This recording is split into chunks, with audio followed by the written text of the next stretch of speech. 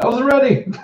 We are live. Zach wasn't ready. Hey, everyone. It's Friday night. It is a Pontificators night. I am RT Bear, and I have with me the great ones, the Pontificators. We have Draken. We have Zach, the young lad. We have Joe, Albino Thunderbuns, and we have Cornelius. Would it be Chester Busby the Third, aka Cornelius, or the other way around? Well, technically, my name is Chester Cornelius Busby III, so I'm just going middle name today. I'm just flowing with a nickname, man. All right, man. Well, just call me the Bat. I shall. I'll go with DC from now on. I'm just not sure if I should associate the Bat with DC Comics or coronavirus. Oh, no, let's not go there. Somebody, I was talking to somebody in a private chat, and they were saying if you just mention the coronavirus, YouTube channels are getting dinged. Mm-hmm. Oh no, they are. That's very true. Yeah. Just by the way, if you wanted, I have a video camera all set up for Todd. He won't be here right away, but he's coming. He's coming. Okay. So Todd's in the house anytime you want it. It's right there. But he also is ready for today's shows because So should we just leave the snoring? Yes, we shall. That's right there. Let sleeping giants lie. Did he crash last week? Was that what happened to Todd? He just kind of checked out, right? Yeah. He said, I was just really tired, man. To be fair, he's on the East Coast. It gets pretty late over there, right? Yeah. I tend to think maybe, is he a narcoleptic? I don't know. I just couldn't resist. It's too funny. All right. The scariest thing, I'll tell you a quick narcoleptic story. Okay. So we're riding motorcycles, used to ride with a couple of my friends, right? So we're up in the hills and we're just kind of going, up and down these mountain roads. And so we're driving around, and then one of the guys, I forget his name, is Mark, I think. He started kind of riding erratically, like just kind of swerving and stuff like that. And so my friend drove up and just smacked him on the back of the helmet, right? And so I was like, this is really weird. So then we get back to, I guess, my apartment. I forget where it was. And so then, we're having a couple beers and stuff. And then I just noticed that Mark is just asleep, like he's dead asleep.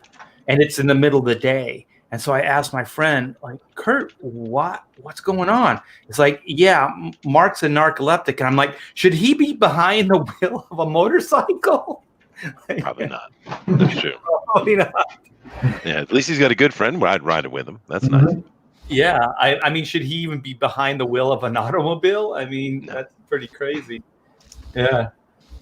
Oh, look at Sheldon starting crap already. What's up? What's up? The non-coronavirus Bat. Yes. Yep. Yes. Let's see how many times we can say coronavirus before we get dinged. Oh, I probably already got you demonetized within the first minute of the show. Yeah. Well, that is your MO. It is. Well done. It is. Thank you. I take pride in my work, sirs.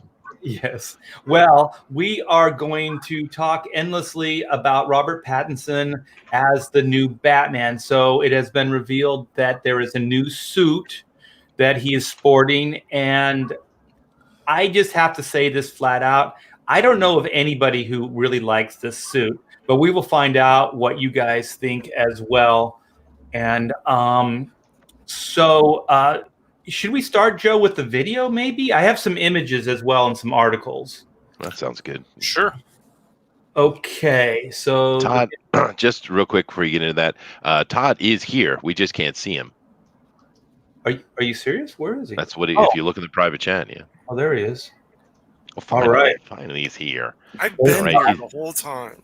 All right, there you go. Well, it wasn't fun until you just showed up. So now the party is beginning. We didn't do anything in your absence, Todd. There was no funny. Other than pick on me. There was nothing.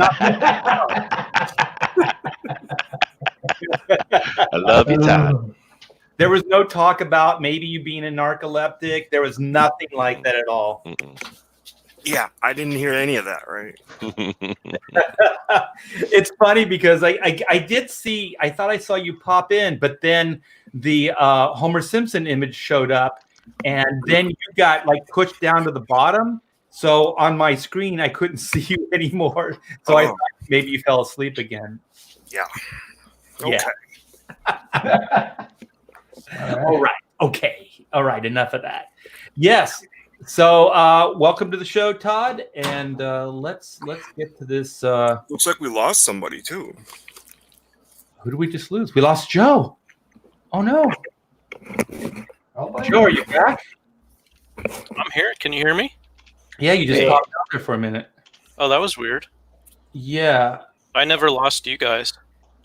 Okay, I'm trying to find the article now. I thought I just downloaded your, but it's not here now. It's not the new bat suit. It's not. Is it this? Just like art. Here we go. I found it. I have way too many tabs open. My daughter says you're going to crash your system because you always have all these tabs open, and I'm like, All right, so I'm going to screen share, and then we'll go to see this video that Joe prepared, and this will set up kind of where we're at and what we're going to be talking about. So, how old is Robert Pattinson? Do you know? Yeah, I'm not sure. Okay, so there's this chess piece. Ugly. There's the pretty boy. Art, you want to mute the audio? I did. Yeah, he did. Oh, He great, did. He great. did. Yeah. It's all stitched wait. up. Oh, no, that was not Robert Pattinson. That was what's his face? Ben Affleck? Right? Yeah, that was Affleck. Wait a minute. No, that's Ben Affleck, right? Yeah. That's not. No, that's the stuntman for the new footage, but they're intercutting between Batfleck and the stuntman for Pattinson. Wait a minute. This is Pattinson's stuntman? No, that right there is Affleck. That's what I thought. Okay. But when it cuts to the still shot, that's Pattinson's stuntman who is on the bat bike, and the guy has markers on his face for when they do the face replacement CG work to stick Pattinson's face onto the stuntman's body. Okay, so this is Robert Pattinson here, though, right? No, that's his stuntman, and they're Okay. going to digitally replace him with Pattinson's face. Well, you said there were dots on his face, but I didn't see him here, so that's Yeah, why. well, if you zoom in, you should be able to see him. If I You can't see those dots. The little black. Are It you kind of looks blind? like he's messy. It kind of looks like he's got dirt on his face, but those are actually like markers. Oh, usually they're like green. Oh, I thought he was like breaking out in hives or something. That looks very arbitrary. Are you sure that's not just mud? No, Looks if, like mud. if you zoom in, they're pretty symmetrically placed. Yeah, they are. I think the guy's very moley. I think those are moles. He should have Mole. mole. Okay, so let's go over this, and then we can get more nitty gritty, as they say.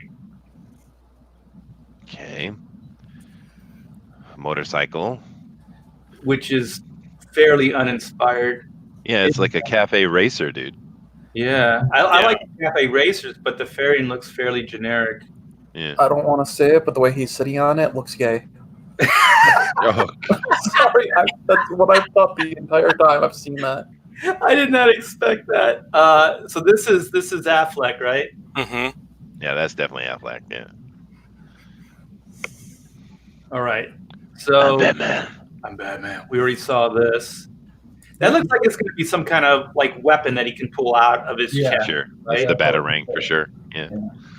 But it's kind of an odd thing to do.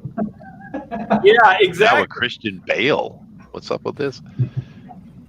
Oh shit! Look at that. That was killer, man. I got to see that again. See, sometimes these like behind the scenes stunt shots are better than the movie. Look at this. Holy crap! And this guy. Who's this clown? Is this the director? Yeah, that's Matt Reeves, the director.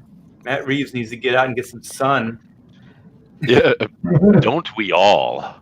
You know what? We should turn this into a pontificators where we bag on Matt. What does this guy Reeves? Matt Reeves, yeah. Yeah. Ooh. Well, I mean, his videography, I don't know what it's called, is not bad, dude. He did the Let Me In American version. It's not as good as the original, but it's all right. He did Cloverfield. He did Planet of the Apes, a couple of those, I think, right? Yeah, I heard the Planet of the Apes stuff is pretty good. I think I just watched the first of the Apes. But he did like the last the last 2 installments, right? Of Planet of the Apes. Yeah, his I believe apes, so, yeah. his ape movie was very well made. I've got some problems with the storytelling, but as far as the the production quality and how the film was put together, the guy's definitely got chops. Yeah, I know he does. He's got skill. Yeah, and of course he did a lot of felicity, which is important. Uh-oh. We won't hold that against him yet. So this is the Joel Schumacher. Is that George Clooney? Yeah. Yeah, it's cool. The bat nipples. Oh my gosh. Oh, Clooney. They're trying to tie it all together. Okay, Obviously. So this is Affleck. No, this is Christian Bale. Wait. What was that? Okay, that was that Pattinson in the black and white? Yeah, that's him from the Lighthouse. Okay. I heard that's really good. I'm getting yelled at in the chat. What did I do? All right, this is Keaton. I know that face. The Batman. That is not Robert Pattinson. No, it's certainly not. You know what? Let's just look at this. Robert Pattinson is a million times like an upgrade from here, right? No. I mean, just visually. I mean, look at Keaton. Mr. Mom. No. He looks a little doughy. Wait. Todd's gonna say something. What are you gonna say, Todd? No, he just looks like a dad. Yeah, exactly. He Yeah. looks doughy. Yeah. Although he was great as a vulture. I loved him in that, dude. It was Yeah, and I'm perfect. not saying he wasn't bad in the first Batman movie. Yeah, he's all right. Just visually, especially right here, he looks a little like Todd said, dad-ish. Yeah. I won't disagree with you that Shit. Pattinson has the potential of looking better, but every single Hollywood flick nowadays is making them look worse, and the screenshots that we've seen makes them look like shit. So Yeah, I agree. Everything has been a step down from Adam West, though. True. That's fair. I mean, look at this. I was listening to a stream. They were going, you know what? What they should do with the Bat Cowl is just make it all leather. And I'm like, pretty much Adam West was all kind of molded, like kind of shaped leather type of look. That's all soft. That's not hard. So is this what they want? It's interesting, when if you bring up an image, or we'll get to it eventually, but when you bring up the image of the cowl on Pattinson, it really reminds me strangely of Catwoman from the Tim Burton movie. Yeah, I agree. Yeah. Good call. All right. And that's not a good thing. No, it's not. Doesn't this make you want to watch Adam West Batman? Oh, Jeez. always, dude. That's like on speed dial, man. Oh man, it's all on YouTube now, so you can just like any episode you want. Ooh, he's Frowny Boy. Wait a minute. Okay, I know what this is. Bruce Wayne, ladies and gentlemen. There he is as a child, a sniveling brat. Wait a minute. Wait a minute. I know. I thought Affleck did a pretty good job. I'm sorry. I'm going to apologize up front, but I thought he did. yeah, but I thought the material was bad. But what's that? Affleck was visually perfect. Same with what's He his was. name with Christian, Superman. Henry Cavill. Yeah, Yeah, visually those two were the perfect casting. they were. What the hell is this? Is this all of it? Wait, there's got to be more. Okay, I'll move forward. I think they're just talking about Batman in general, right? Yeah, they are. So what is this? Was that a clip from the movie? I think so. Yeah. Oh my gosh! Because No. they're doing Batman. They're kind of mixing a little bit of Batman Year One with the Long Halloween, right? I mean, that's what they're doing, right?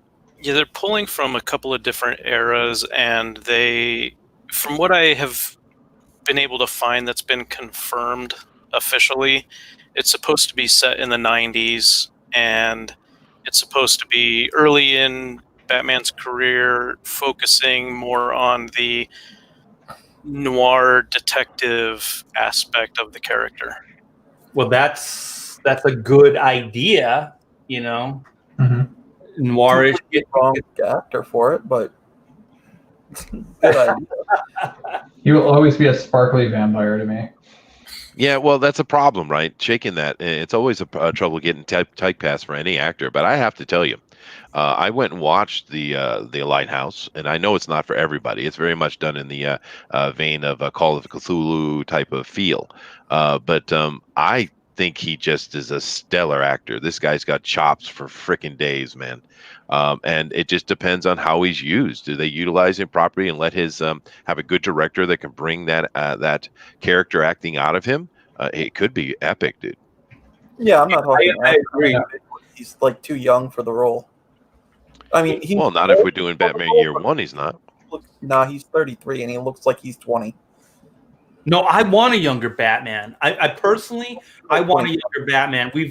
I mean, Christian Bale, they tried to make it like, oh, this is the origin, but he really looked older. So I never really bought him as a younger Batman. But Pattinson, I do.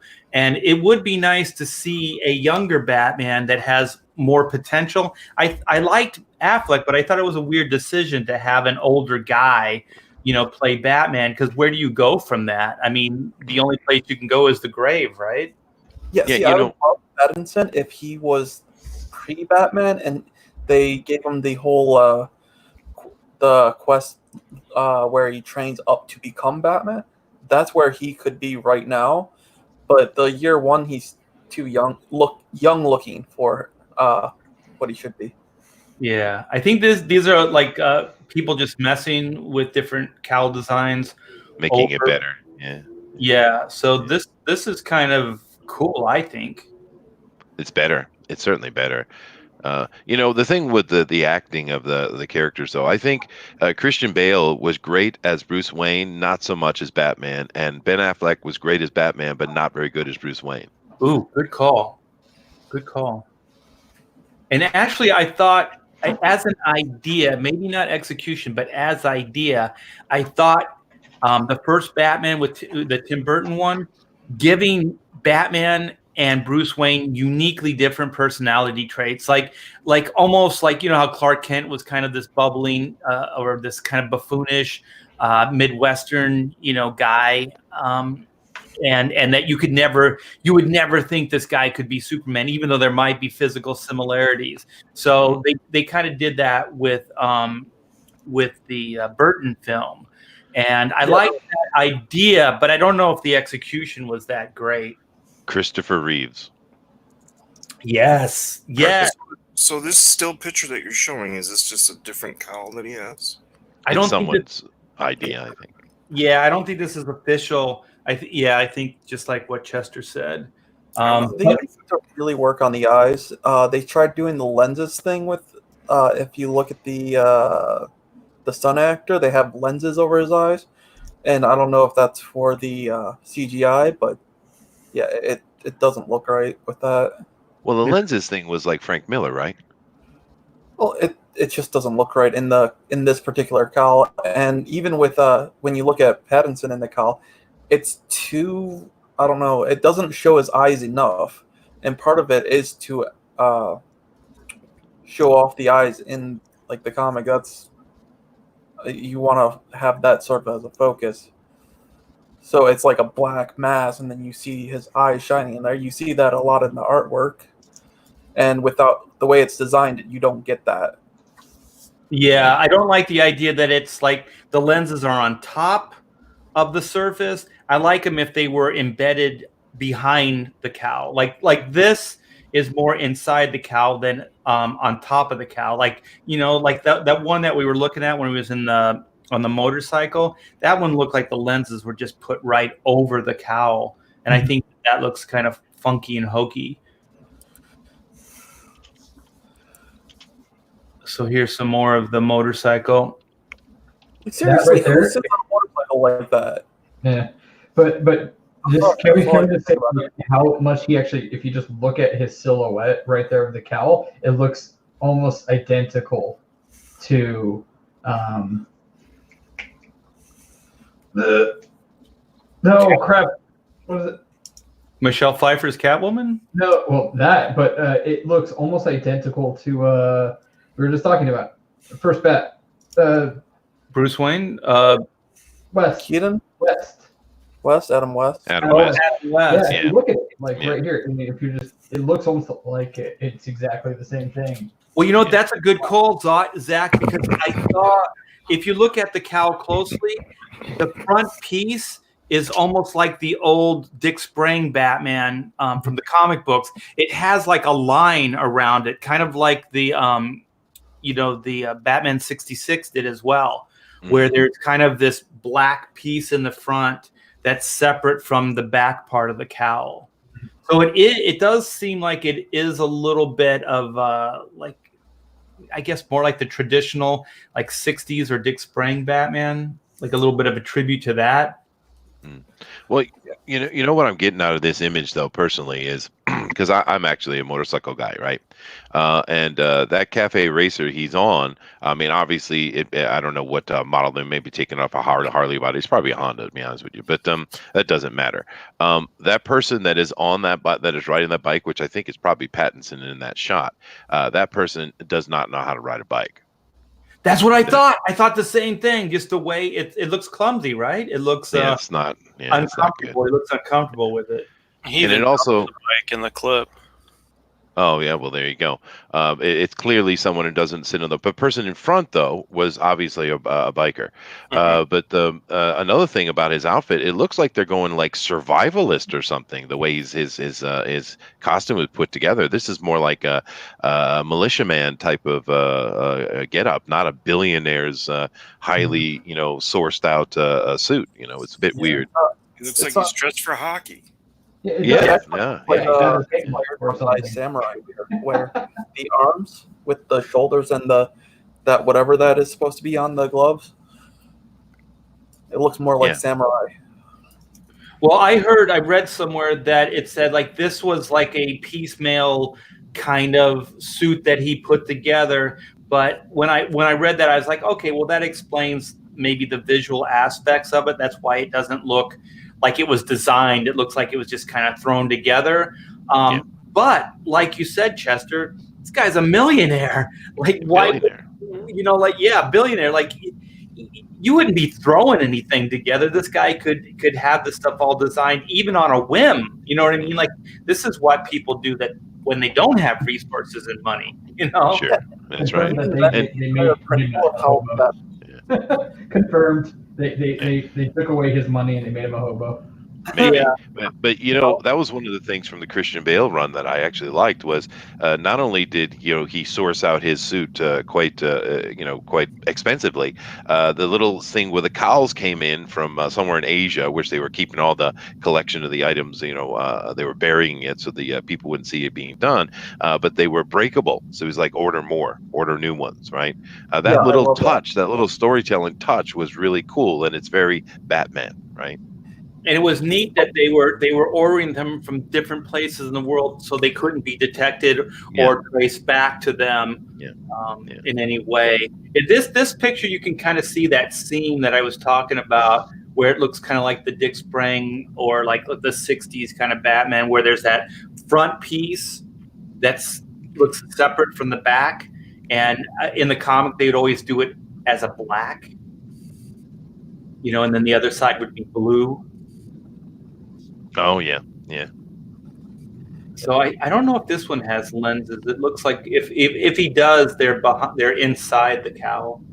Yeah, it's way too. They have the black way too close to his eyes, and it's not. His eyes don't pop out enough. But no Batman suit is ever going to satisfy me because I want one that's actually the way it's described in the comics, and they're never going to do that because the original suit is supposed to be pretty much light and silent. He's actually supposed to be wearing ninja gear of some sort. Well, not ninja gear per se, but something that you can stealthily go around, and he focused too much on stealth and relied on his own strength in the beginning. Whereas time went on, he's like, oh, I need something for this. So he got like a bulletproof vest under that. He was getting choked by his cape, so he turned that into a, what's it called? A medieval neck piece, which his cape is now attached to. He has like the lenses later on for. It's called a gorget. Just yeah, gorget. And he's got all these little pieces that you never people never actually draw and never are gonna see it in a movie, and that's what I really love to see, even though they will never do it, especially since it's supposed to be all completely lead lined, and that would be heavy as fuck. Yeah. Well, how do you guys feel about this collar? Very formal. Well, it just seems so cheap and piecemeal, I think, is the problem we're having with it. And Sheldon makes a very good point here. You bring it up. We've mentioned it a couple times. I suppose it seems like Batman is always on the edge of technology with his suit. That's kind of the point, isn't it? Yeah. Well, I think that the collar, just for me, I think it's silly and ridiculous. I mean, the only thing is like knights, like suits of armor, they would have these collars, so it would be hard to chop their head off. So if somebody was coming in for a side strike, it would hit that little piece there. But for Batman, I think it's weird to have a collar. It seems like it would get in the way more, especially since they streamlined his neck down, which I think is a good thing. I am a fan of that big kind of that neck that just goes right into the back of the skull. But in a comic book, it works, but in real life, it doesn't. So stripping or streamlining the neck is good just for mobility, but this collar looks silly. That neck piece would go good if they were going into a more futuristic dystopia version of Batman, and he would be wearing a trench coat, that type. Because then it would flow into the cape, and the cape would be wrapped around as a trench coat. But as it is with the regular costume, it looks ugly and it serves no purpose. So I don't know what this is from. I just grabbed a bunch of images, but this is kind of the same idea where there's that black piece that's in the front, and then the rest of it is different. So I don't know if this is official from Warner Brothers or if this is just a fan. But the tinted kind of glass that's over his eyes, I don't know if I like that or not. But in this image, it's kind of cool, I guess. If it was smaller and it was more white, it would be spot on. So how do you guys feel about this one? I like that a lot better. It's better, yeah. It's definitely better. Now, Dr. Fantastic says that, have you seen Sean Gunnar Murphy's Batman? He has a great collar. I don't recall Murphy's Batman having any collar at all. Yeah, I thought he just had a cape cowl. Oh, he has a big collar. Does he? Are never you drawn. sure It's about that? It's like almost like a Dracula collar. Yeah, it goes up to about his nose. It's actually pretty big. Or But Spawn kind of collar. Yeah. yeah, I don't know. I don't like it. I thought, was it Gotham what is it? Gotham of what is that? Like Gaslight? Gotham by Yeah. Gaslight. Oh, you're talking about the White Knight run. Oh, okay. Yeah. Okay. Yeah. You're right. But I liked it. yeah. I liked it when it was in like the in that Gotham by Gaslight. It seemed to make sense, that he had that big collar because with the cape and everything, it kind of worked for the timeline that it was in. But I just think as far as when I think of something slick and cool, I don't think of a bulky collar. Mm-hmm. Yeah, but that was a cloth one though, so it really wouldn't get in the way. But I get your point. This one is certainly better.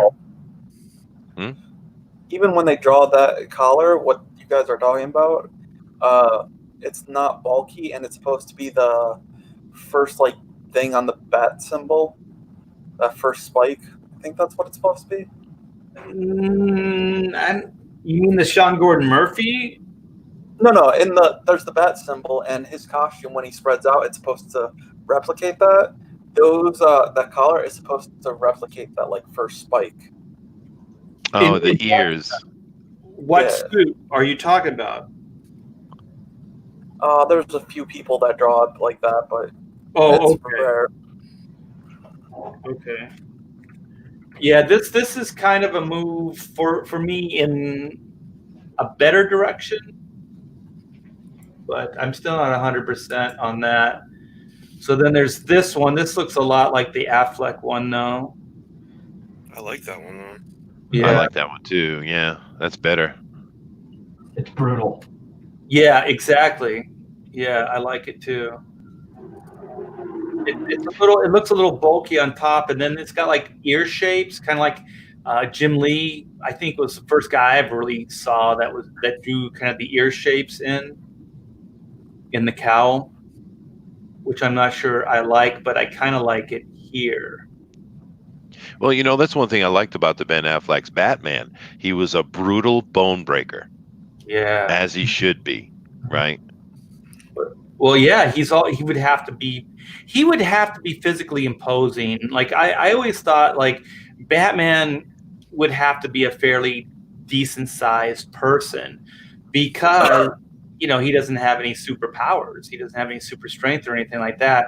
So he would have to pretty much dominate and dominate quickly in a fight. Well, even talk about like the animated series of Batman. Holy shit! Yeah, he's huge. Very imposing, and that's just like animated, for kids. So, you know what's weird about that cartoon though, Zach, is like everybody's huge in those cartoons. That's true, but it's just like they did a perfect kind of like he's so stoic yet intimidating, sort of thing about it when he gets into the suit, and then as Bruce Wayne, he's super playboy, and it has that perfect transition. Yeah, I agree. Everything in the animated was done so well. Even Batman Beyond was done really well.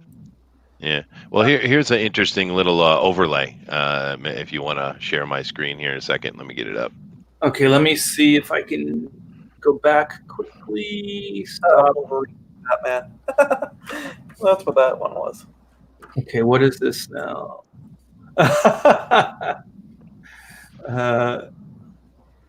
Height of Batman, 6'8", 6'8".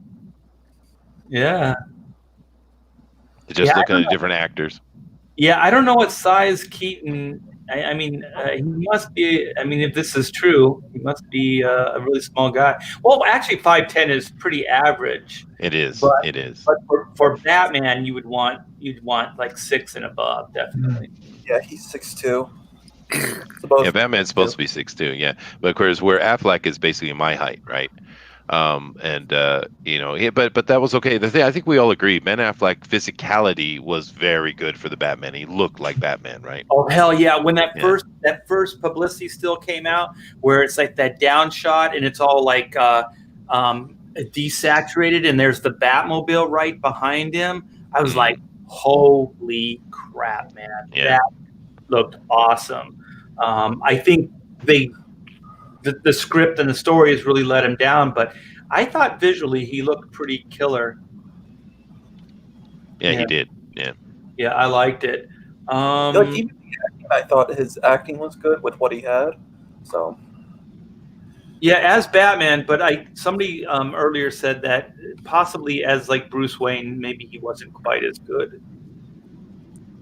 Yeah. Well, they tell us that Robert Pattinson is 6'1" to 6'2". There seem to be disagreements between his modeling agency and his acting agency. Nevertheless, he weighs 154 pounds with that height, which is yeah. It's a little spindly. Easier to bulk someone up with a suit than it is to. It is taller. That is fair. Yeah. Yeah, but if it's 6'2", then Durakin gets his actual 6'2" height from the comic book. Yeah, well, that's in the comics. He is 6'2", right? That's what Drock said. Yeah. Okay, so then let me see if I can do this. I have some articles, unless you guys got something else going. Screen share. I think it's this one here. So we have the full Batman, or the Batman full Batsuit reveal in a new set of photos. So that image right there on the left, that is not Robert Pattinson. No. I'm just saying. Yeah. So we now have our first look. Okay, full costume Batman, leaked images on the set. New Batsuit director Matt Reeves provided fans with camera tests that featured Pattinson in full suit. But it was carefully cropped and had red tint. Okay, we saw that as footage leaving many Marvel fans call it Daredevil ripoff. Whatever. Matt Reeves attempted to give DC fans their official look. I have a feeling that that's not going to be the main Bat Cal. I think he's going to progress into something better. Probably, yeah. Yeah. Maybe Alfred catches him putting on his little nighttime suit, and they have a conversation or something like that. Okay, the Batsuit, there wasn't enough for hardcore fans. Everybody needed more, especially in the ear department. I don't know. I've never been like. That's why I liked Affleck's as well, because he had the smaller ears.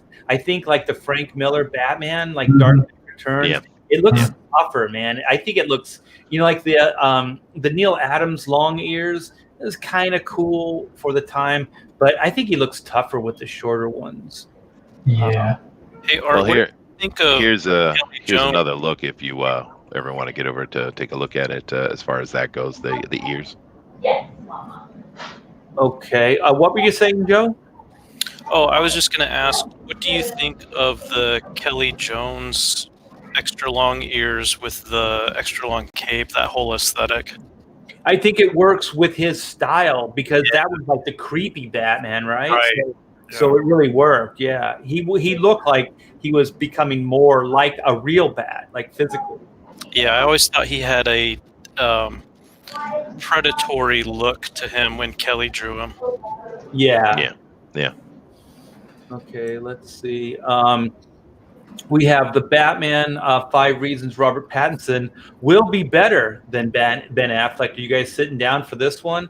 I am. 5 reasons. All right. What is the number one?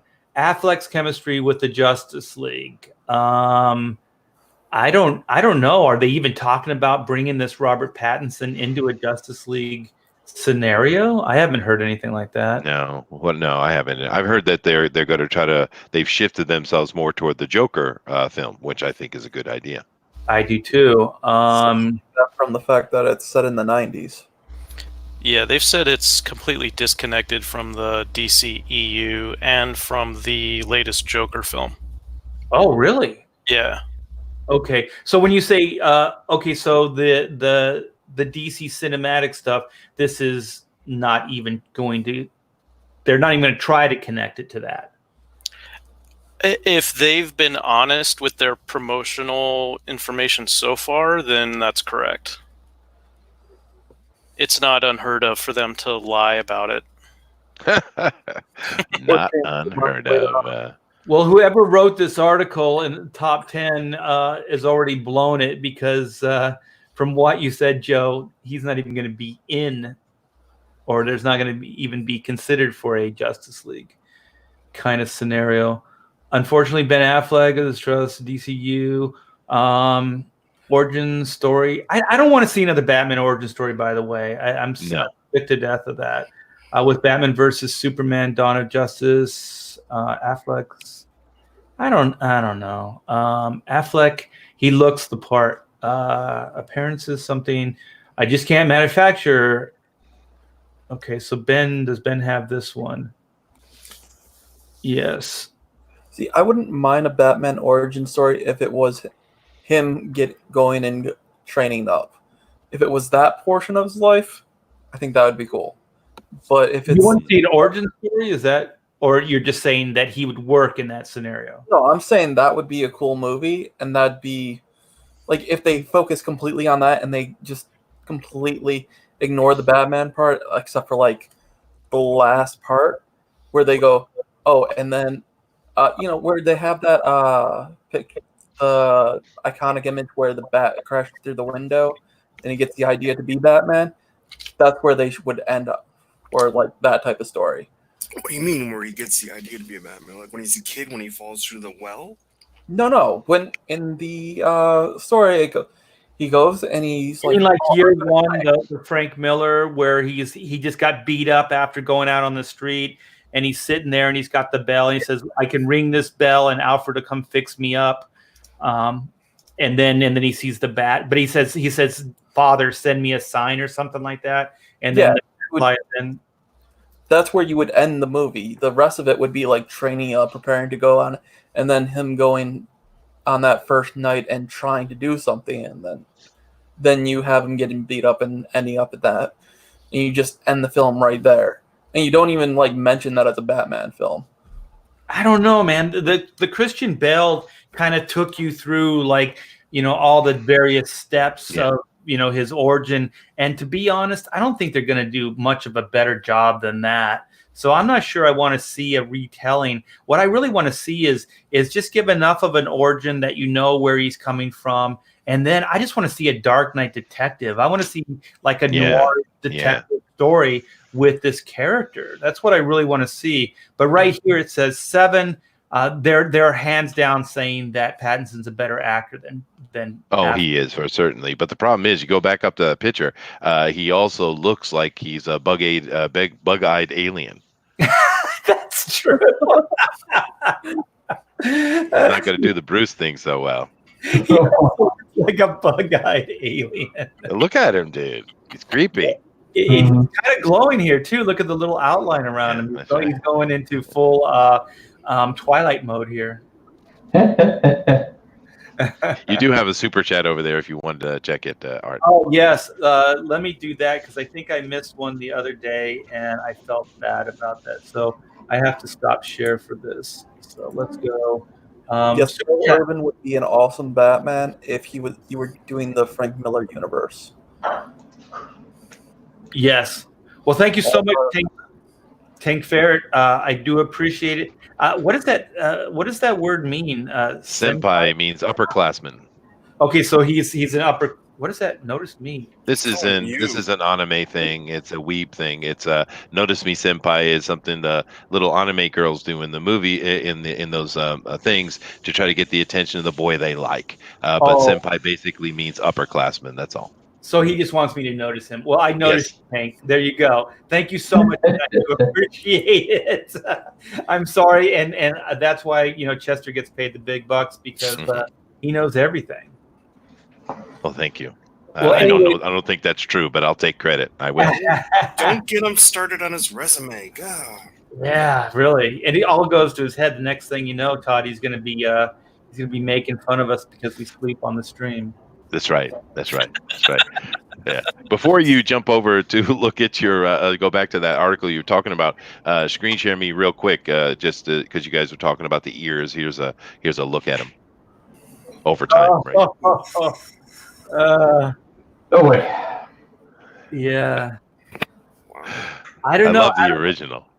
Yeah, out of all these, I think the Keaton one and the Affleck one works the best for me. How about you guys? Well, I really like the Christian Bale one just because I like that there's a square essentially right between his head. But yeah, no, I think the Affleck was actually just because it was so Frank Miller. It was perfectly Frank Miller. I think I like the Keaton one best though. I like they're kind of perfectly proportioned. Yeah, it just kind of I don't know. It looks more comic book to me out of all of these.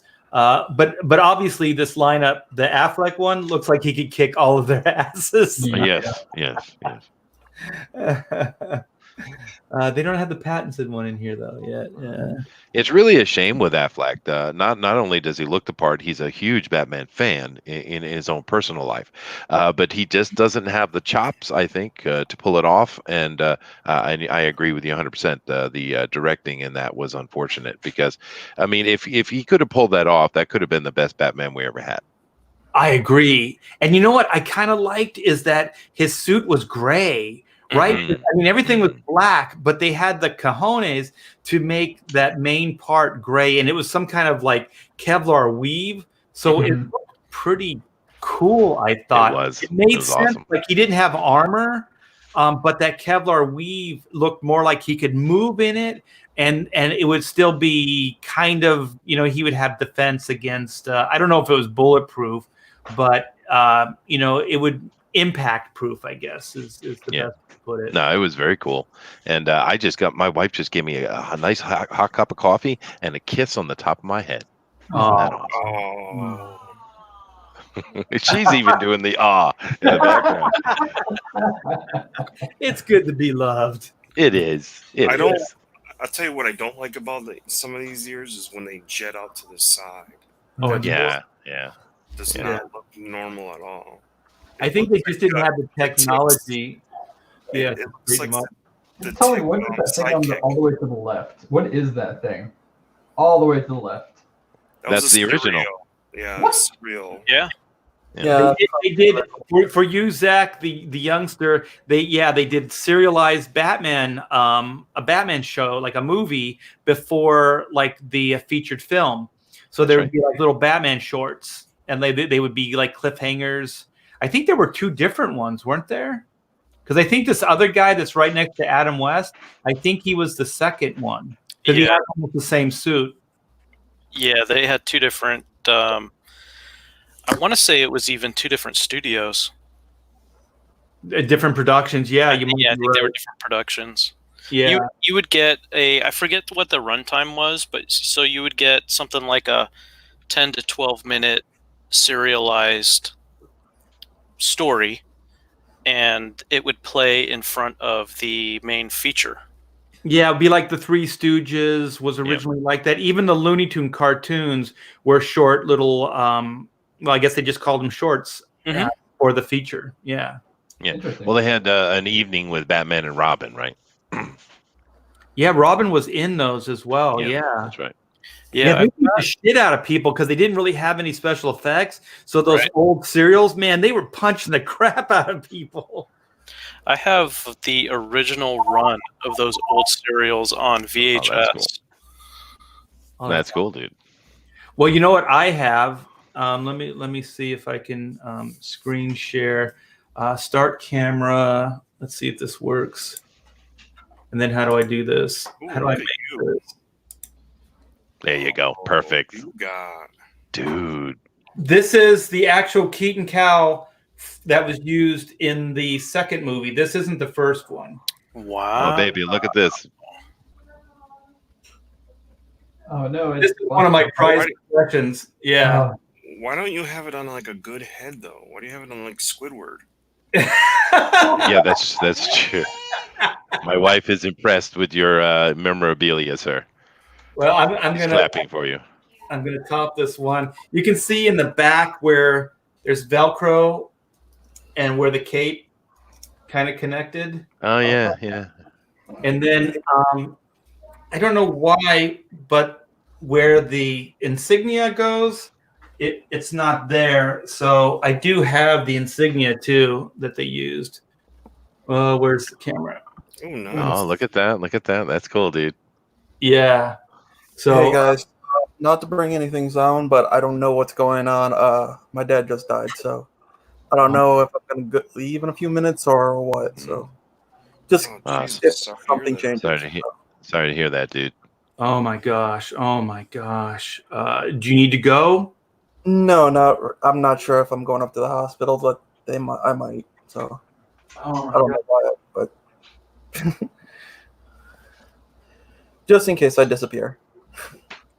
Well, if you have to, feel free, man. Don't feel obligated, because I don't think anybody's going to hold it against you. No. Well, now I'm bummed. Yeah. Oh my gosh. How old is he? 50s, almost 60. Wow. Oh, he's Wow. young. Yeah, it's he had sepsis or septic. He should have known about it before. He went up to physical therapy. He had low blood pressure, and they sent him to the hospital. And then they had to put a tube down his throat last night. And that's about all I know. So, about 2 years ago, I had the same. I got blood infection, so I was like, yeah, I know what's happening. If I had got like further along, like I had ignored it like he did, I would have been in that situation. So I understood what was happening. I just didn't want to put that in my mom's head earlier. So that's why I didn't want to talk about it. But shit happens now. So Well, do you want to go? Like, I don't want to feel like I'm taking you out, but no, I'm fine.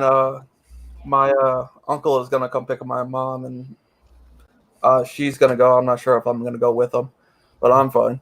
oh my gosh. So As quickly. you can tell by my voice, I'm not really affected by death all that much, so it's just something that's gonna change in my life. That's all. Oh my gosh. Yeah, we Just have all. to figure out some things. Well, I don't know how to continue. So why don't you move it forward, Durakin, because I don't know how to. Well, that mask was kind of cool. Okay, there we go. All right. So you guys want to see something else? I know. What do you got? I have a way to move it forward. I've got it covered here. Art, you just. Oh, you do? I do. I got it Wait, covered. what do you got? What do You you have- got? Do you have this? Oh my God, dude. Dude. Jungle. That's cool. Oh, That is badass, dude. That's cool. Is that the real thing? Yeah, you can see how old it is. It's kind of cracking. wow. Is that That's one still worn cool. by her? Yeah, this was used. Wow. It was when the first tear started over her eye, because there were several different ones made. Mhm. It's pretty cool. Yeah, I have this one under plastic, but these things are, what are they, like 30 years old? So Are they leather? this one is made out of it's a different type of rubber. This one is kind of a pleather, I think. The bat cowl is like a rubber, but this is different material. This is kind of like a pseudo leather. So it's pleather. Yeah, that's too bad it wasn't real leather because you could have oiled it and kept it just fine. But you can't do nothing with that stuff. No, yeah, once it goes, it goes. Actually, I was at the Warner Archives, and I was looking at their cowls, their Keaton cowls. Mine is, believe it or not, is in better shape than the ones they have there. So, yeah. So there you go. There's the cowl right there. That's the one they should use. Now, did you get these at a decent price, or did you get these at auction? I don't know if I should say, but I have a friend that worked at the Warner Archives, the Warner Brothers Archives. And so he bought and sold for, do you remember Planet Hollywood that used to, Yeah. I don't know if they're still Oh, around. yeah. I played openings for, I used to play openings for Planet Hollywood art. Oh, cool. Because they're all around the world, right? Oh, yeah. Yeah, absolutely. Yeah. So there's one in Japan there. I think so, but where I did wasn't in Japan. It was actually in New York. And Jackie Chan was like 5 feet away from me. Oh, Oh, I've been to that one. Yeah. In the city there. Yeah. Yeah. Yeah. So he was kind of a wheeler and dealer with movie, I guess, paraphernalia, props, different things like that. And he had a Vader helmet. I couldn't afford it. And then he had, what else was really cool that he had? He had a working pulse rifle from Aliens, the second movie. with I think nice. the rocket launcher worked, and it was a firing pulse rifle. Like it actually worked. Oh, that's really cool. I wanted that thing too. I only have one piece of movie memorabilia, and it's one of the lightsabers from Empire Strikes Back, Darth Vader's. Are you serious? Yeah, You only have one. That's Just the one. to have. it is cool. Yeah. What about that other one you have from that movie that you started, in the X-rated one? Oh, that one. Yeah. Well, we don't talk about that. Yeah. Wait My a wife minute. is my wife is sitting right next to me, Todd. What did I tell you? Keep it on the down low. So wait. So this was screen used lightsaber? Yeah, it's from the "No, I am your father" scene. Why can't you bring it out? Get it. Where is it? Holy crap, dude! You just trumped me. That's Did I? awesome. Oh, did I? Listen, he's all coy. Did I? I don't know. The lightsaber for me. Yeah, hold on. I'll go grab it. Hold on a second. Yeah, you have to show it off now. Yeah, listen to this. This one's going to be nicknamed, Robert Pattinson Batman. Yes or no? Star Wars lightsaber trumps it. Ooh, That's an awful title. I'm going to work on it. Yeah. So this Robert Pattinson, from what we've seen, should we try to sum it up? Is it a yay, a nay? What are your thoughts, young lad, Zach? Oh gosh, I'm not looking forward to it personally. Well, remember when they announced who was playing Bruce Wayne, Batman and stuff. I'm just like, no. And he could probably because all I've known him from is Twilight. So I was like, instantly was just like glittery Batman. No, thank you. And then when we saw the first images, I was like, no. And Yeah. everything has been no for me. And then he crashed on the motorcycle. I don't know if it was him or his stunt double crashed on the motorcycle. And I was like, no. I heard it was him, but I'm not sure either. It looked like someone who didn't know what they were doing. Because I also ride motorcycles. And I've been on ice. And I know how to control it. And that was just rainwater. And it's like, I don't know. That wasn't even rainwater, by the way. That's Yeah, it was like gravel. No, they wet the roads for nighttime scenes, so that they it's a movie thing. It makes it even worse. So it's just like like it's supposed to be like a controlled thing, and he just like doesn't know what he's doing. It just felt too raw and too weird. I don't know. I'm not looking forward to it. All right. So here's Chester. Let's see if I can. Oh my goodness. How do I do this? How do I just do Chester? If I click that, I'll remove him. Let's see. There we go. Ooh. Oh my gosh. He's gonna drop it. Okay, where and how did you get this? It's a very interesting story, actually. It was a long, long time ago, and they were. I was at a premiere of a movie, and they were giving away. It was that Krull. No, not Krull. What was that? What's that other Conan-esque character that he created? Cole the Conqueror. Cole the Conqueror. It was at that thing. So it was way back then, and they were giving away prizes and things like that. It was a big opening, and they had the grand prize was this. Right. Screen used lightsaber. Yeah. Well, no, hold on, dude. They basically we all had tickets, right? So they were calling off ticket numbers to come up to the front, a bunch of people. And actually, my wife's ticket won, but she's shy and she didn't want to go up and get it. So I was like, fine. So I went up, and the challenge was do your best Darth Vader. So I went into the mic and I was like, Luke, I am your father. Join me on the dark side. Something like that. And I won. The crowd voted me, and I got it. That is great. Mm-hmm. Yeah. If they ever need to replace James Earl Jones, they should give you a call. Yeah. No, definitely not. But it was pretty cool, dude. And they made a bunch of them for the movies and stuff like that, of course. But this is, there you go. I got all the paperwork on it too. How do you display it?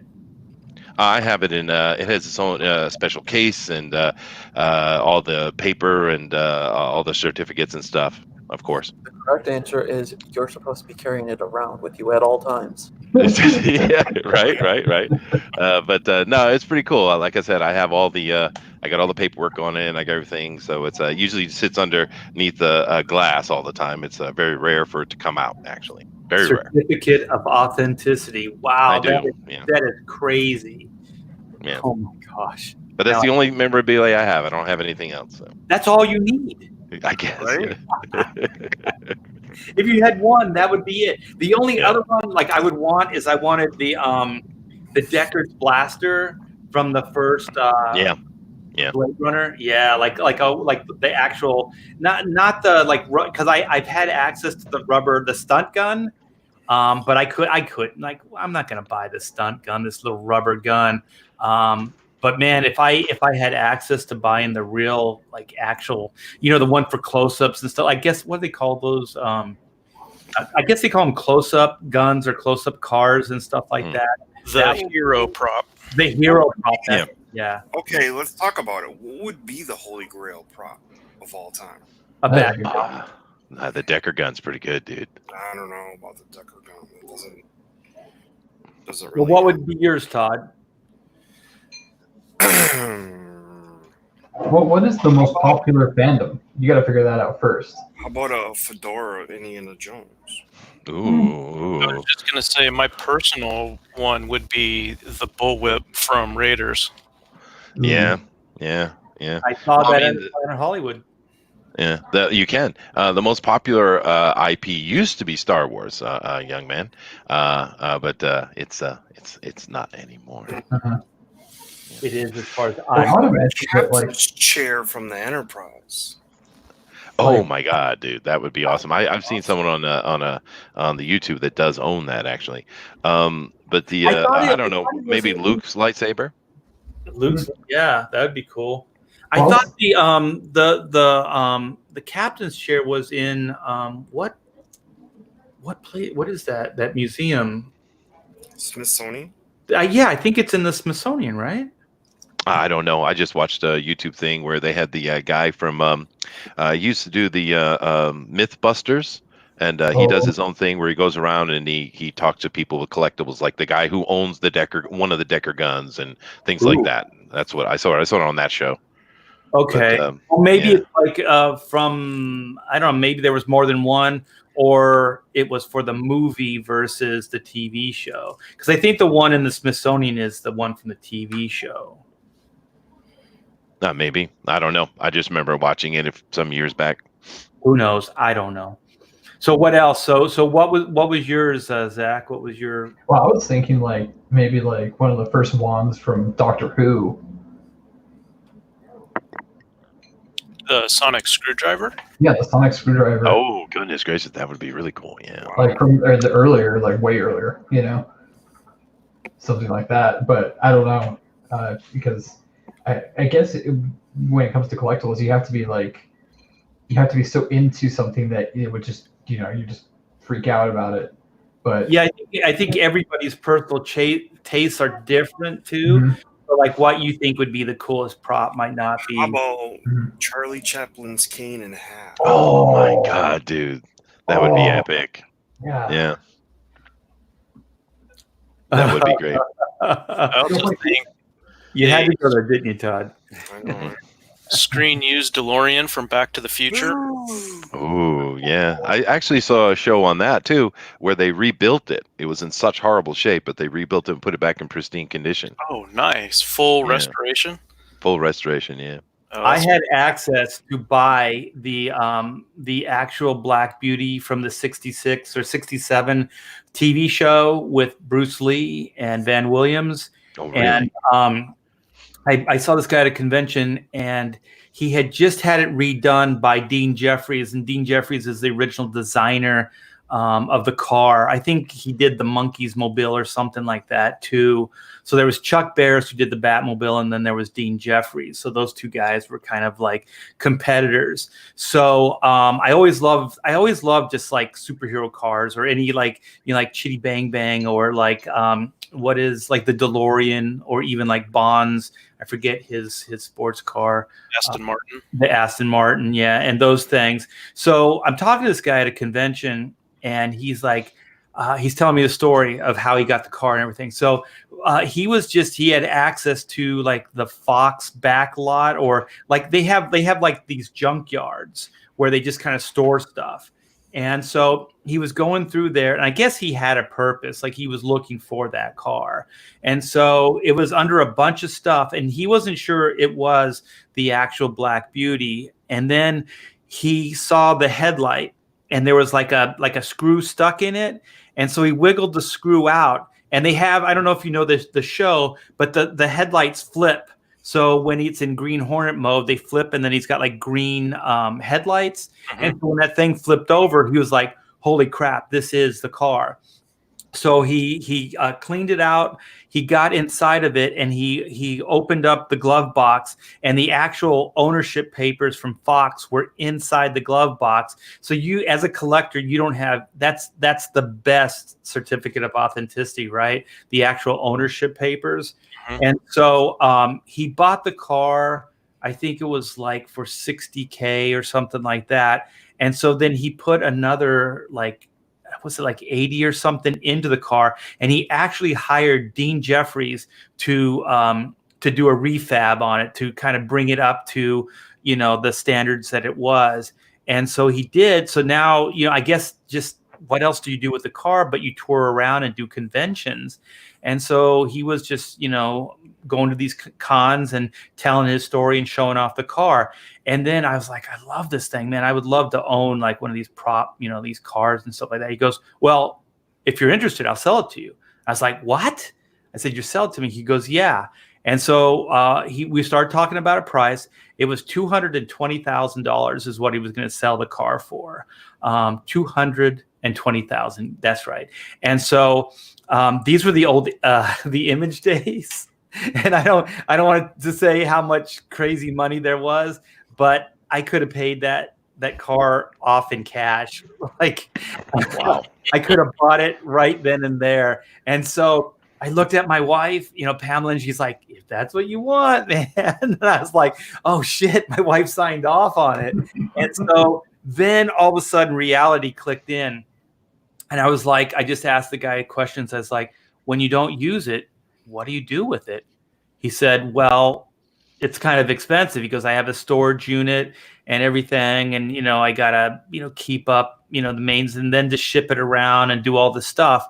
And he said, I very rarely drive the car, you know, and because you don't really want to drive something like that. And so I was like, if I had that car, where would I put it? What would I do with it? Other than the idea of having it, then the practicality of owning something like that, that's a lot of responsibility. So I just passed on it. But I still would want that or the original 66 Batmobile. Oh, wow. Yeah. So that would be your holy grail car, would be Batmobile or the Black Beauty? Yes, that would. What about Starsky and Hutch? Oh. Well, since you're going there, just go Monsters, dude. Ooh, the Monsters coach? Yeah. That's owned by, what's his name? Bruce Patrick? Is that that's the guy who played Eddie Munster, right?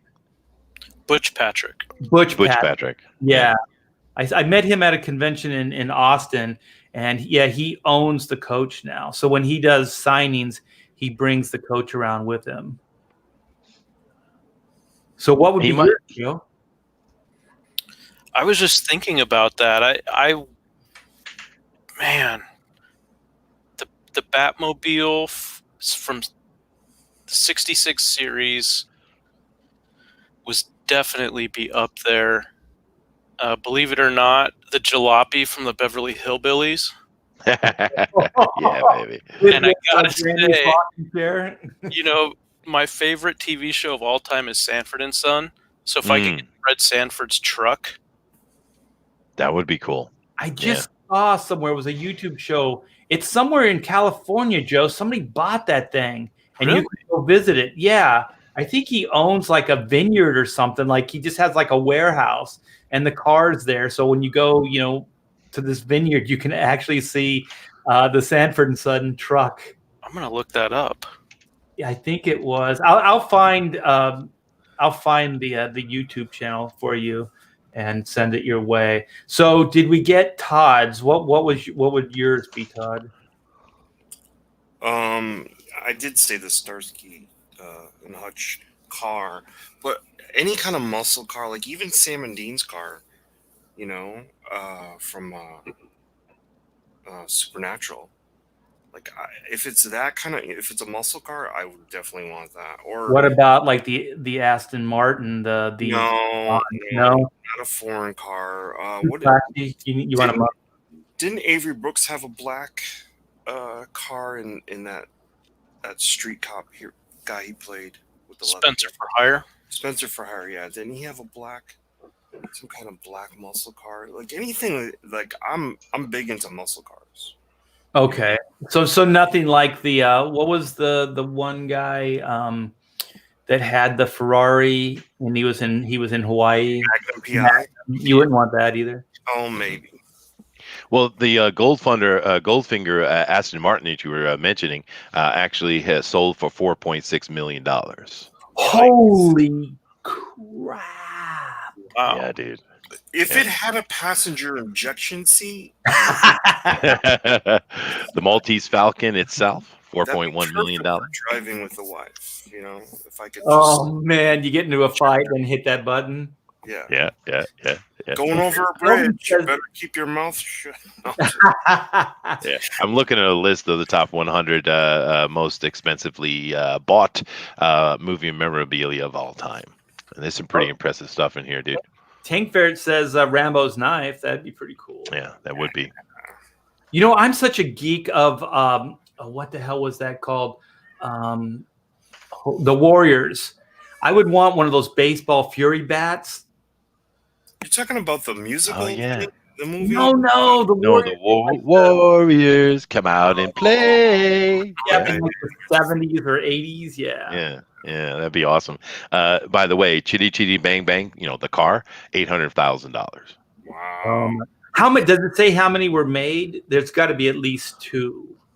I don't know. It just is a list. Yeah, I don't know. Oh my gosh, that would be awesome. Because I know the Batmobile. There were 2 original. So there was the hero car, and then there was the stunt car, and then Chuck Barris was asked to make 2 more. And the car was so popular, that's the one that did the personal appearances, those 2. Mm-hmm. And I think the Black Beauty was the same. I think there was one. There were 2 made for the show, and then there was one that was made that they could kind of bring to car shows and different places. The weird thing, Smoking a Bandit. That'd be a good one. Smoking a Bandit. Oh, sure. Oh, I'm sorry. That's kind of pretty much a stock car, though. Like that's just right off the showroom, right? Yeah. Yeah, but I love it. It is cool, dude. Even though it's not necessarily the greatest car, it was definitely a cool movie car. But actually, the funny thing here is the first Star Wars thing I came to is number 40 on the list, and it's Luke Skywalker's lightsaber, $240,000. That's the one you have? No. The one I have is Darth Vader from Empire Strikes Back. Yeah, but it seems like that would probably be worth more.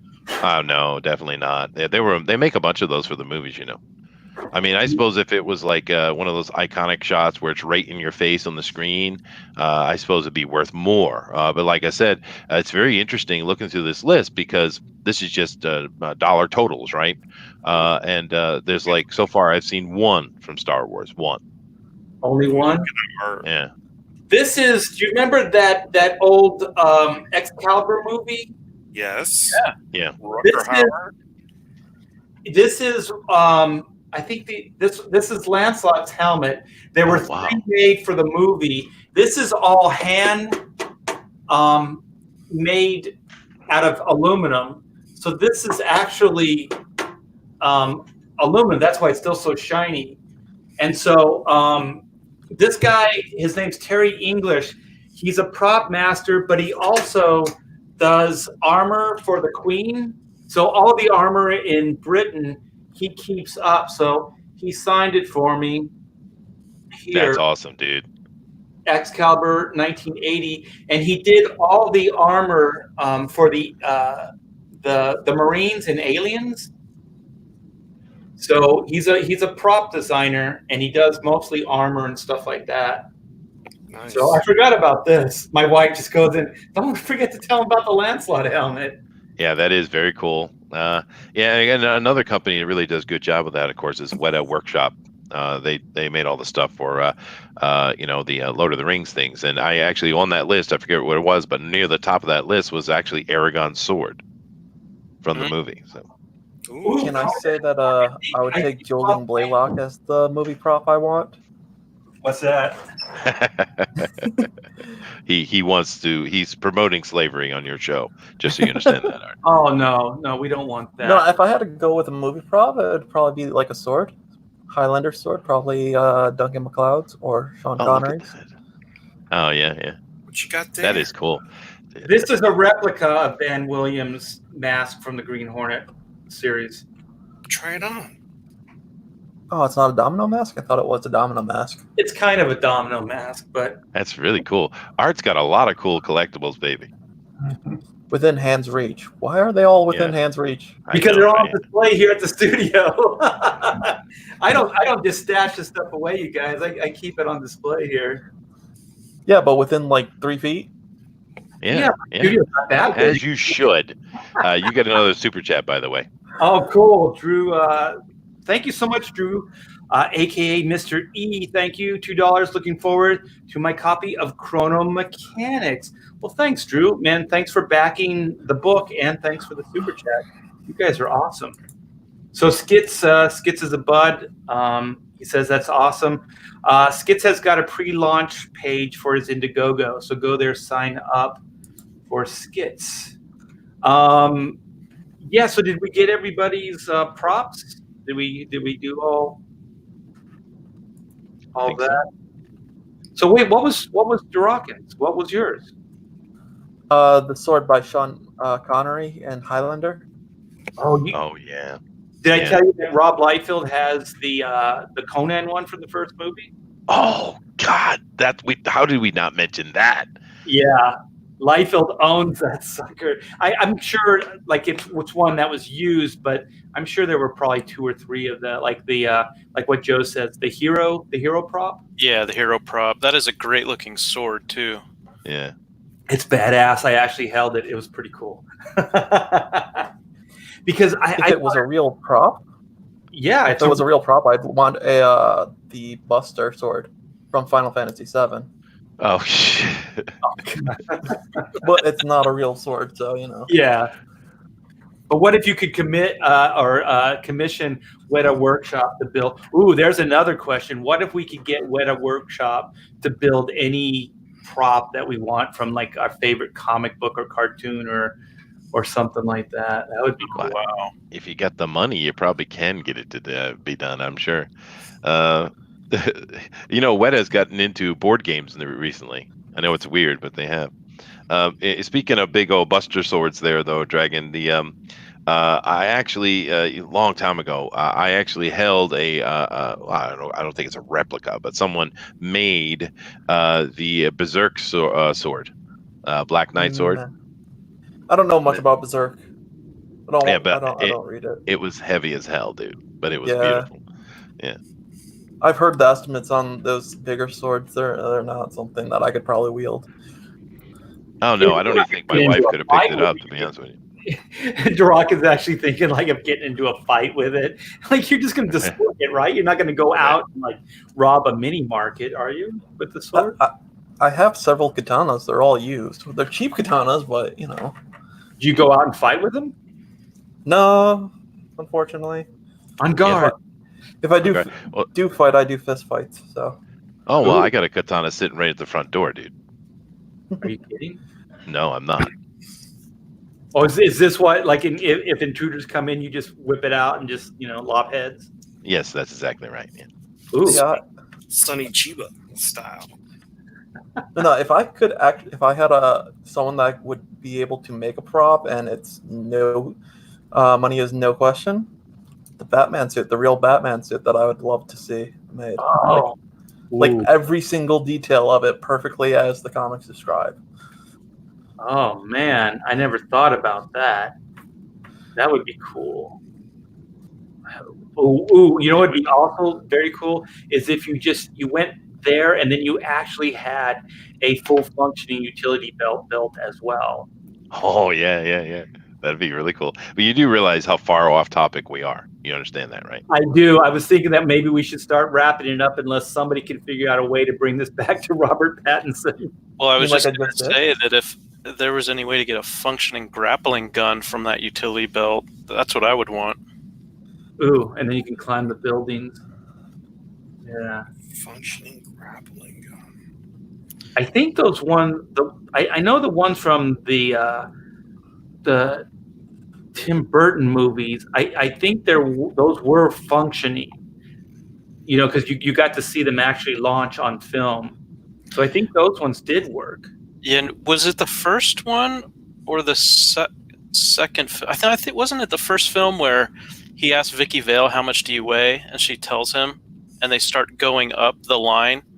Yeah. And he says something like, "You weigh more than 127," or whatever she said. Yeah, because I know that at least it launches something, whether it can sustain weight and all that other stuff. I don't know, but it does launch the grappling hook. There's also the one that they made for the Watchmen, for Rorschach, and that functioned as well. Yeah, that would be cool. But I think as far as closing up with the Pattinson thing, I think the guy has got acting chops. I don't know if he's going to be given an acting role, however. But I don't really like the way they're going with the suit. If this was some other kind of origin story where we had this young person that had some trauma and decided that they wanted to fight crime and they put a little suit of armor together, okay, fine. But this is Batman, right? It doesn't make sense, the construction of the armor they have going on, as far as I can see now. But that's about all I think I can say about it, right? Yeah, I also just found there's a Riddler image that's on Movie Web, and I can share this. Who's the actor, though? Does anybody know who the actor that's playing the Riddler? His name's Paul Dano. He normally plays schlubby kind of nerd roles in independent films. Usually plays losers. Then he'll be perfect for this, I guess. And I don't understand the casting of Colin Farrell for Penguin. I really have no idea where they're going with that part. That's right. I forgot about that. That's nutty. Like, are they going to make the Penguin a physical threat now? Because he seems like a big guy. Is he a big dude? I don't know. But I don't know about that. I could check in a second. I do have the image on the Riddler, though, that you were talking about. Oh, okay. Is it this one? Yeah. Yeah. So you said, who is this, Joe? That is Paul Dano, Dano. Okay. And who is the guy playing the Penguin? And Colin Farrell is playing the Penguin. That's right. Looking up his height and weight, supposedly Colin Farrell's 5'10" and about 165. And he's a beautiful man. Yeah, like they're going to have to uglify him, I guess, if that's a word. Yeah, I got the Colin Farrell next to the Penguin image up if you want it, Art. Okay. Edward Digna, a.k.a. the Riddler, well-known taunting, teasing Batman. It would be nice to actually have the Riddler be more Riddler-esque than the one that we got in, was it Batman Forever? Yeah. Yeah, Jim Carrey. Yeah. I love Jim Carrey, though, but that was a weird Riddler. Okay, so directed by Matt Reeves, Robert Pattinson as the Caped Crusader, Zoe Kravitz Andy Serkis, Colin Farrell, Paul Dano, Jeffrey Wright, John Turturro. He's a good actor. What is that? Jamie Lawson and Peter Sarsgaard. That guy's good too. I don't know who those. Do you guys know who like Zoe's playing and Andy Serkis and? She's playing Catwoman. Oh, she's pretty, but I don't know if she's Catwoman pretty. Yeah, Well, she's you're not supposed to be looking at them like that anymore, Art. Male gaze and all. That's right. Shame on me. Down with the patriarchy. So who's Peter Sarsgaard playing? That guy's a good actor. He is, yeah. I'm not sure. Yeah, I was hoping that Joe would be able to. And then John Turturro's the other one I'm curious about. Well, Serkis is playing Alfred Pennyworth. Go to the IDM. Oh, Go to the IDM page. It'll tell you who they're playing. Oh, there you go. IDB. Yeah, IDMB, whatever it is. So here's. I know that Jeffrey Wright was supposed to be playing Jim Gordon. Okay, that could work. I don't know, man. This is going to be a stretch. He's a good actor. I'm sure you could pull off the role, but just visually, I wonder how. Because it seems like if they're going to hire this guy, that he's going to be a physical threat, which could be interesting. Because most of Batman, the Bat villains aren't really like the classic Batman villains aren't really a physical threat to him. That's why Bane was cool. Yeah, that is true. But just as far as the list goes, Peter Sarsgaard is playing the District Attorney Gil Coulson.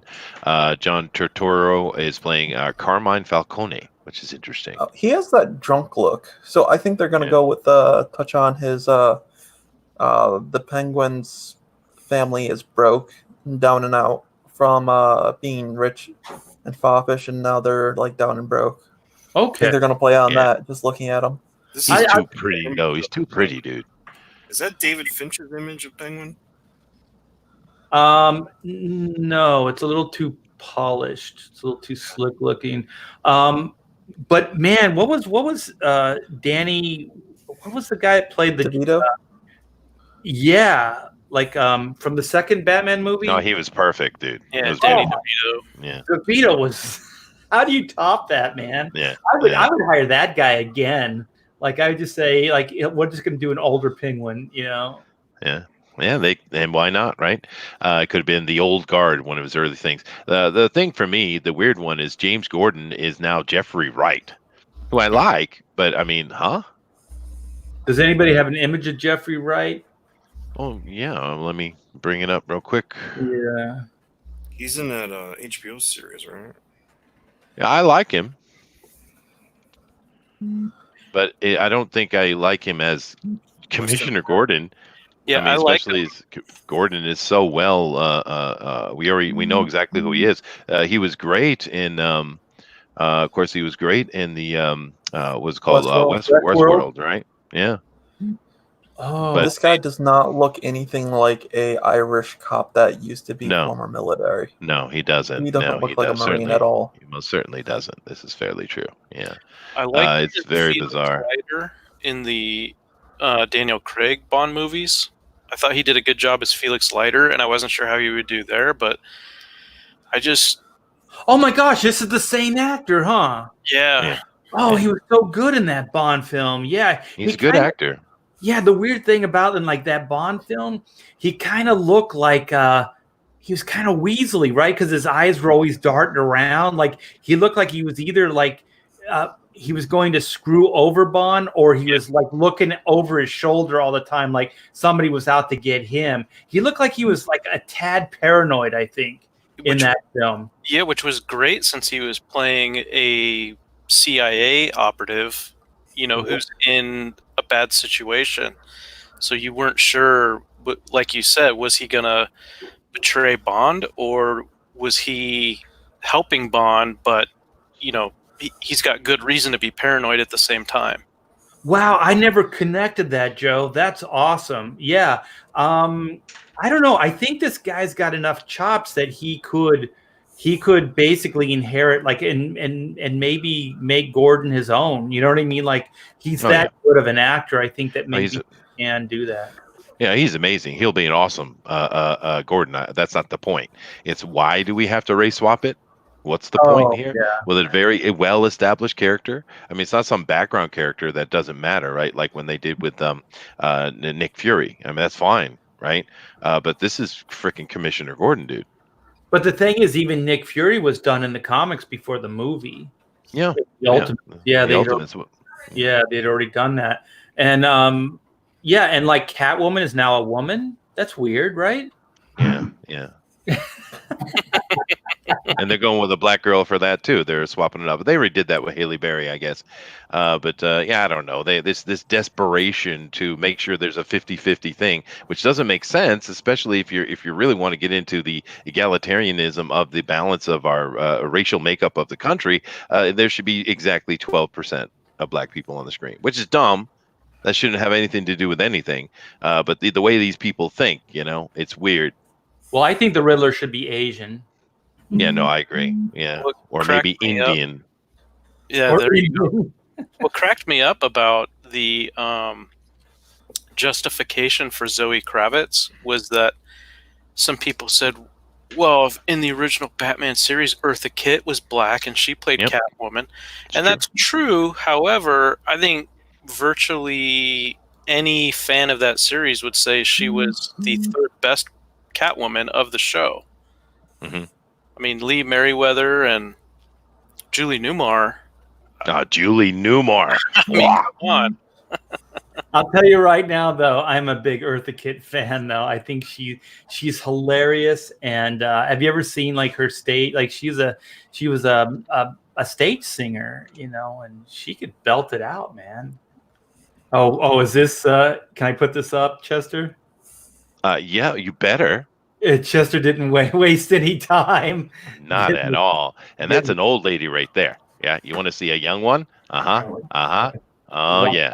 Oh, my God. Took Julie Newmar, please. Yes, please. She was my favorite Catwoman. Dude.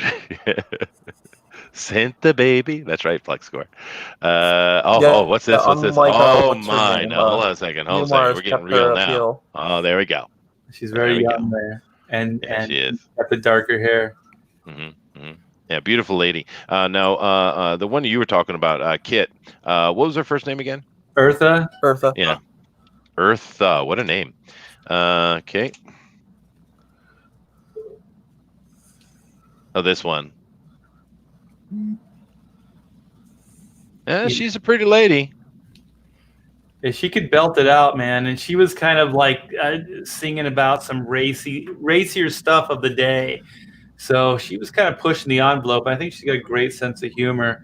My family and I are big fans of Emperor's New Groove, the Disney cartoon, and she plays Yzma, the villain, and her voice is just so amazing in that. Yeah, I definitely love the personality she emits from herself. Yeah, she has a lot of personality. She was an edgier Catwoman than the other two. When she, just as a person, as an actress, she had no problem letting her freak flag fly. Exactly. Like you look at some of those stage, yeah, she was racy. She was out there. Yep. Yeah. So I don't know. I don't get too hung up on it. As long as it's a really good actor, and as long as the movie studios or whoever's behind it doesn't start virtue signaling for some kind of cred, that's where I have a problem with it. As long as it makes sense and the actors are really, really good and can kind of transcend the role, I think it'll work. But if it feels like they're just kind of plugged in there for some kind of weird girl power or some kind of brownie points, I think that That's a fair point. Yeah, fair point. Yeah, no, that's absolutely a fair point, dude. It depends on the context, of course. But just so you to know, since we're still here, I want to show you the absolutely best female voice of all time that you probably never heard of. Singing voice? Oh yeah. Well, I've heard of Sarah Vaughan. Yeah, a lot of people haven't, dude. Oh, this is fantastic. absolute best female voice of all time, dude. Look Sarah at the Vaughan. charisma. Just in that. Look at that picture right there. Look at the charisma. Like it's in the photograph. Yeah, it's ridiculous, dude. This lady would literally shake the timbers of a room with her voice, man. That right there is an amazing voice that most people don't know about. And if you have not heard of Sarah Vaughan, I urge you to go listen to some, because damn, dude. Tomorrow, that's what I'm going to be listening to. Thanks for turning me on to some new old music. Oh, she's a fantastic jazz singer. Yeah. Yep. So let's bring her into the movie. Let her play Gordon. Let her play Gordon. Is she still around? No. She's from a long time ago, dude. Let's dig her up. Oh God. Are you trying to get in on Ethan's mummy trend that he's on, his mummy kick? What is he doing? Kick? I haven't heard. He's got this recurring bit he calls mummy news, and he finds some bizarre hijinks involving mummies, and then he'll go over it as if it's legitimate news. It's pretty disgusting. Well, let's not go there, because this is a nice lady, and we don't want to drag her through the mud. Drew, aka Mr. E, thanks for $2. Looking forward to my copy of Chrono Mechanics, he says. Oh, thanks. Yeah, we got that one. That is cool. Oh. Well, should we go out on the Schumacher beat? Oh, Jesus. Why not? Might as well. Close the circle. The circle is complete now. Yeah. All right. Let's do a round robin real quick. Okay. I know Durakan's gonna have some words on this one. So let's hear what you have to say about the Schumacher. He did 2 films, right? So what do you think? Yeah. They're not bad as most people think. I think Alicia Silverstone did a great job in her portrayal of whatever that Batgirl was, especially with her action scenes, having to do that all in those high heels. That had to be hard. I don't know. They were funny. They were schlocky, but they were decent enough. I don't know why they killed the thing. I loved them. Yeah, I heard like a behind the scenes they were talking about it, and it wasn't necessarily Schumacher's idea to make it kind of schlocky and campy. It was the studio. So, but Schumacher, obviously, since he's the director, gets a lot of heat for it. So, what do you think, Zach? What are your take on the? Well, since I was literally, I think I was 5 and 7 when both those movies came out. You need to stop right there, young man. Yes. That's what I grew up with. So like my image of Batman was all distorted from the get-go, because it's colorful, and I was a kid, and it was exciting, and it was so campy, and it was terrible, and then I didn't know what anything really good was until much later. So that's where I'm going to sit it right there. So where do you rank in the bat nipple department? It's as an adult, very, very low, towards the bottom of the barrel. As a child, probably at the top. Yes, bat nipples. As a kid, you don't care. You don't even know. You're just like, whatever. I don't care about nipples. You're just like, you got Arnold Schwarzenegger going like, chill. Yeah, the thing is, like, they had the bat nipples, but wasn't there a scene where then the the guy spins around with the cape and they show his butt? Yeah, it's like yes, and of course the bat card and all those other things. Yeah. Yeah, but it's like it's one thing to have the bat nipples, but then like the gratuitous like butt shots. That's weird. Yeah. Mm-hmm. Yeah, and we think things are bad now. Yeah, that was indoctrinating poor young people like Zach into homosexuality. Mm-hmm. Yeah, that's right. That's right.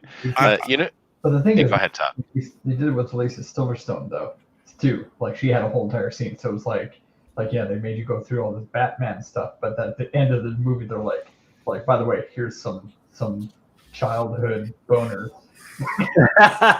Right. so speaking of Alicia Silverstone, I was did she have she didn't have the full cowl, right? She just had like a domino mask, right? Yeah. No, when she was riding the motorcycle up there, she had the full cowl. Oh, okay. But then it just disappears. Right, that's right. Because I was like, the cowl's cool, but the domino mask is kind of lame. Here's what I thought was really bad. I mean, it took me out of those movies. Was the choreography, because there was the motorcycle fight.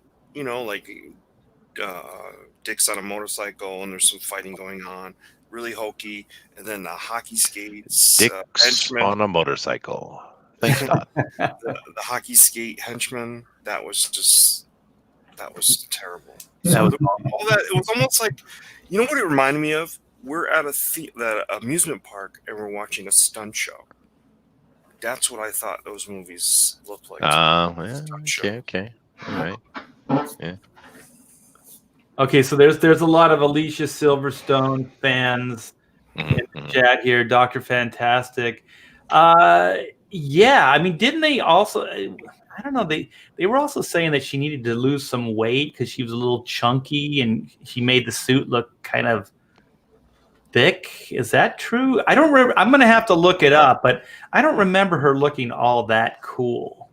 No, but I mean, she's a cute girl. I get people's attention to her, but yeah. But the thing with me with Schumacher though is, I mean, you got to keep in mind this is the guy who made St. Elmo's Fire, Lost Boys, Flatliners, right? Time to Kill.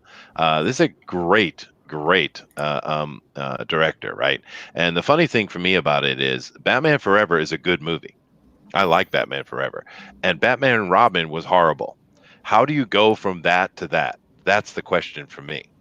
Okay, Forever was not the Clooney one, right? Forever was... No, these are both Val Kilmer. Yeah. No, Val Kilmer was only in one, and then George Clooney was in the other.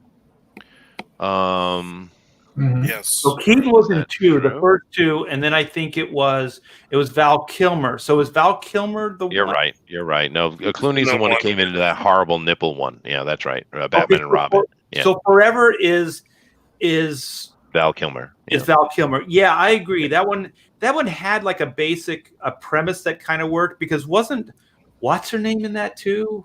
She married Nicole Kidman. Yeah. Nicole Kidman, yeah, when she was smoking. Yeah. Drew Barrymore is Sugar, of course. Yeah.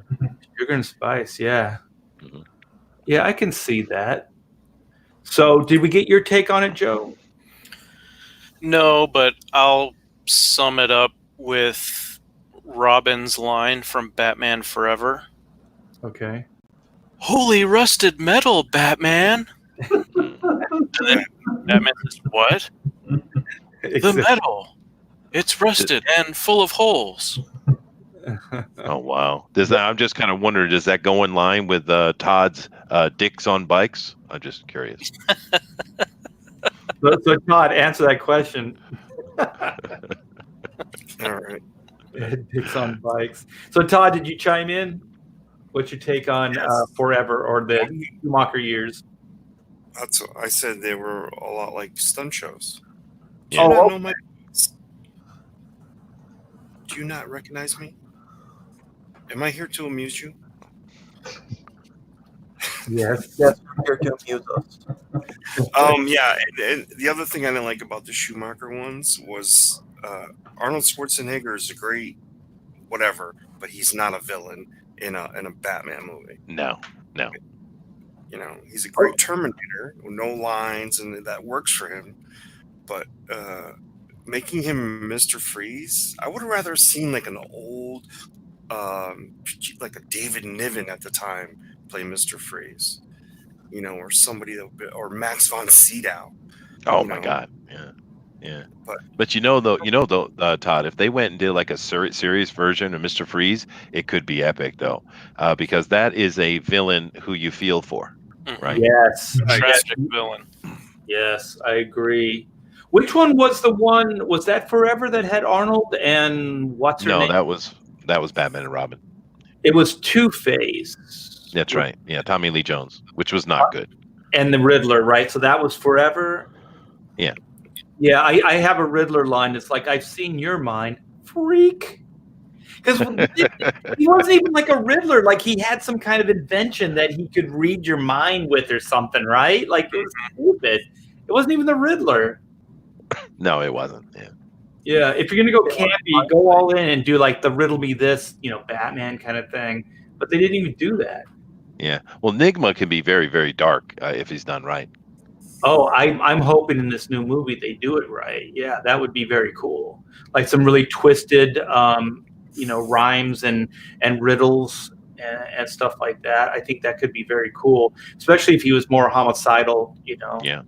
Well, he's scarier than Joker, really. The Joker's just, inane. He just does what he does at whim.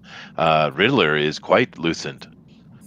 Yeah. If they set up the Riddler kind of like a Professor Moriarty opposite Sherlock Holmes, where the intellect is truly intimidating and terrifying, that could be great.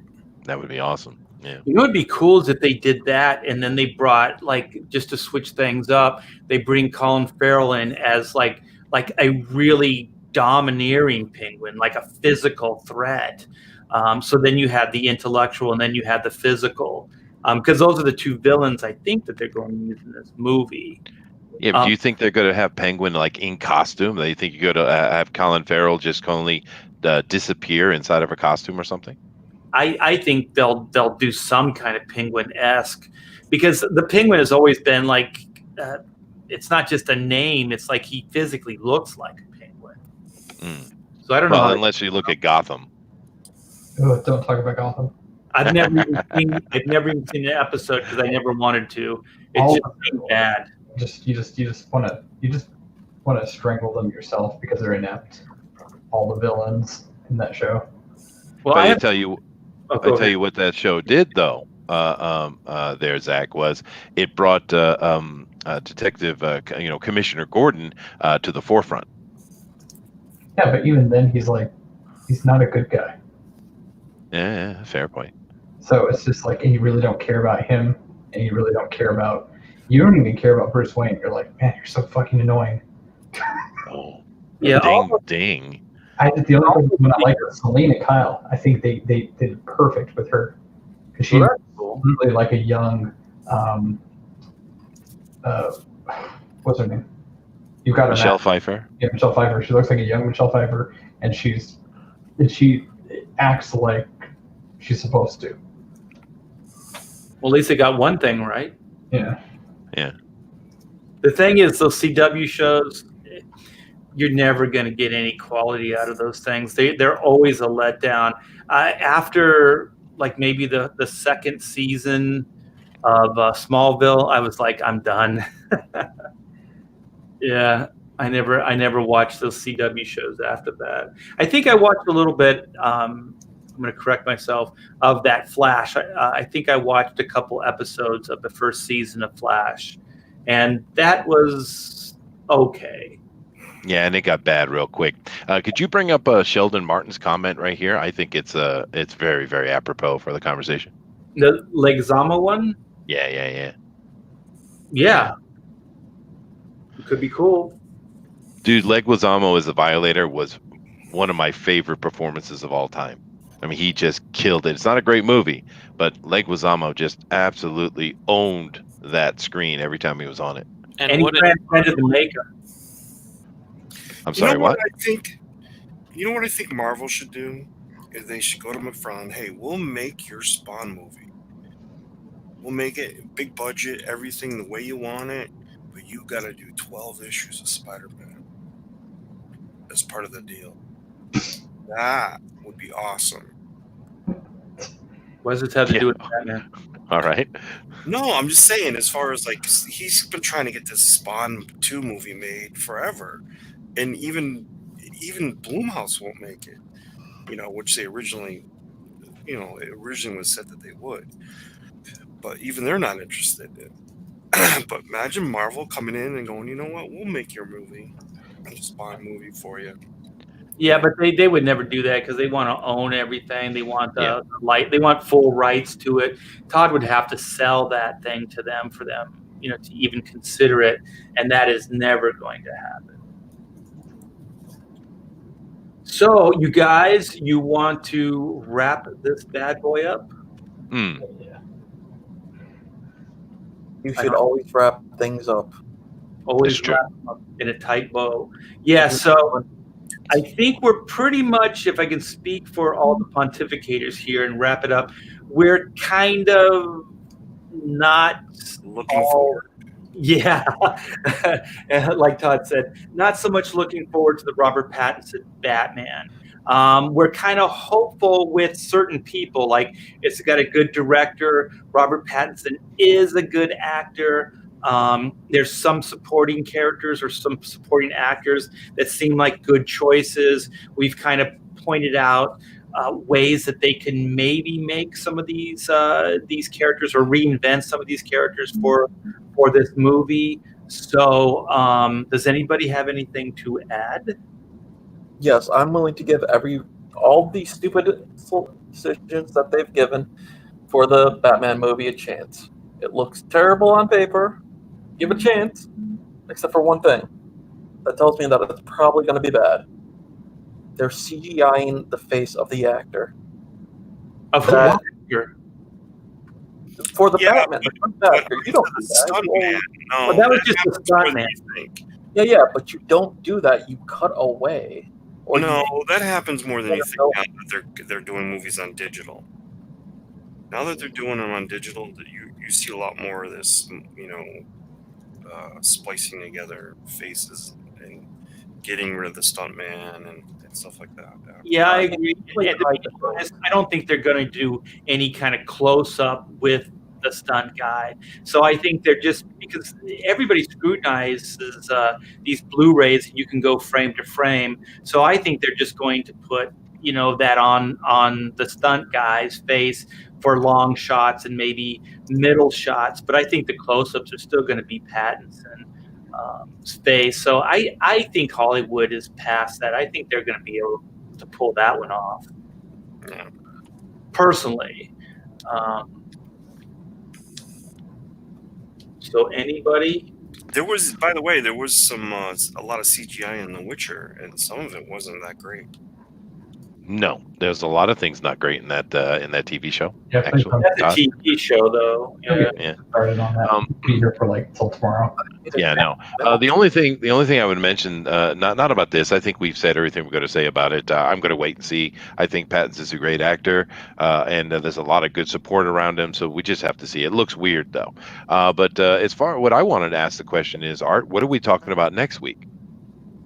We could do the ripple effects of different artists that we've been teasing people with for the last month or so. Or can I make a suggestion? You sure can. I would love to talk about what is going on with Star Trek, because I will rant ad nauseum. you mean like, or are you in general? No, we're not going to do that. You know why? Because he doesn't watch it. He just wants to bash it. He's only seen 2 episodes of Discovery, if even 2. So no, we're not going to let him bash something. Actually, Todd, I've seen 2 seasons of Discovery. I've also seen every episode of Picard. I don't know what you're talking about. You absolutely insane man. Before, where you said, "Well, I only watched 1 episode and I didn't like it." No, I said I watched 3 episodes of The Witcher and I was done. See, that's very different. Watched all that, watch Star Trek, then we'll do it. I have watched the Star Trek stuff. I need an affidavit. You need it signed in blood, Todd. Okay, I've been watching. The last Picard episode was pretty good. No, it wasn't. It was absolutely awful. See, I have no faith in you anymore, Todd. This could be fun. Yeah. Well, the thing is, I'm just going to sit back because I don't know any Trek at all. But I'm willing to kind of, don't do it then. No, don't do it then. You guys along. I don't have a problem with it, Chester. I mean, if you guys want to do it, it's already entertaining. You and Todd are like. Well, but see, the thing, it's unfair because Todd can't compete, dude. So, I mean, let's not be mean. All right, it's done, man. We're gonna talk Trek. Hey, Joe, are you pretty familiar with Trek? Yeah, I grew up watching the original series on reruns. I watched all of The Next Generation, Voyager. Mhm. I watched the first Deep Space Nine, definitely, all of that. I Mhm. watched the first, I think it was maybe season and a half of Enterprise. I've seen the Abrams films. I So what watched you're saying is you know nothing. next to nothing. Oh Yeah. my gosh, this is gonna get feisty. So we know Durakin's in, right? You're like a Trekkie, right? Sure. I know more about Stargate, but I love Star Trek too. Oh God, Stargate is awesome. But see, that's all happy talk, right? No, it's not. It's all happy talk, Dragon.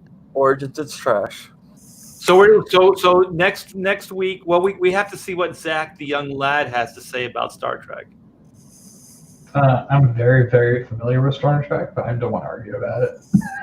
Yeah, but the cool thing, Zach, is you and I can just kick back and watch, the dumpster fire happen. Yeah, this Your is true. thought is wrong. And there's a fair bit of pontificating that could be done for the rest of Picard, for Discovery Season 3. 4, I think, dude. Oh, really? Season 3. Season 3. And can we just call them Terminator? They're just Terminator 1 and 2. That's what they're doing. Yeah, well. Oh. Yeah, though you're right, though, Joe. So we could call next week's. We could actually call it Pontificator on Pontificator Crime, Okay. and then in parentheses Star Trek.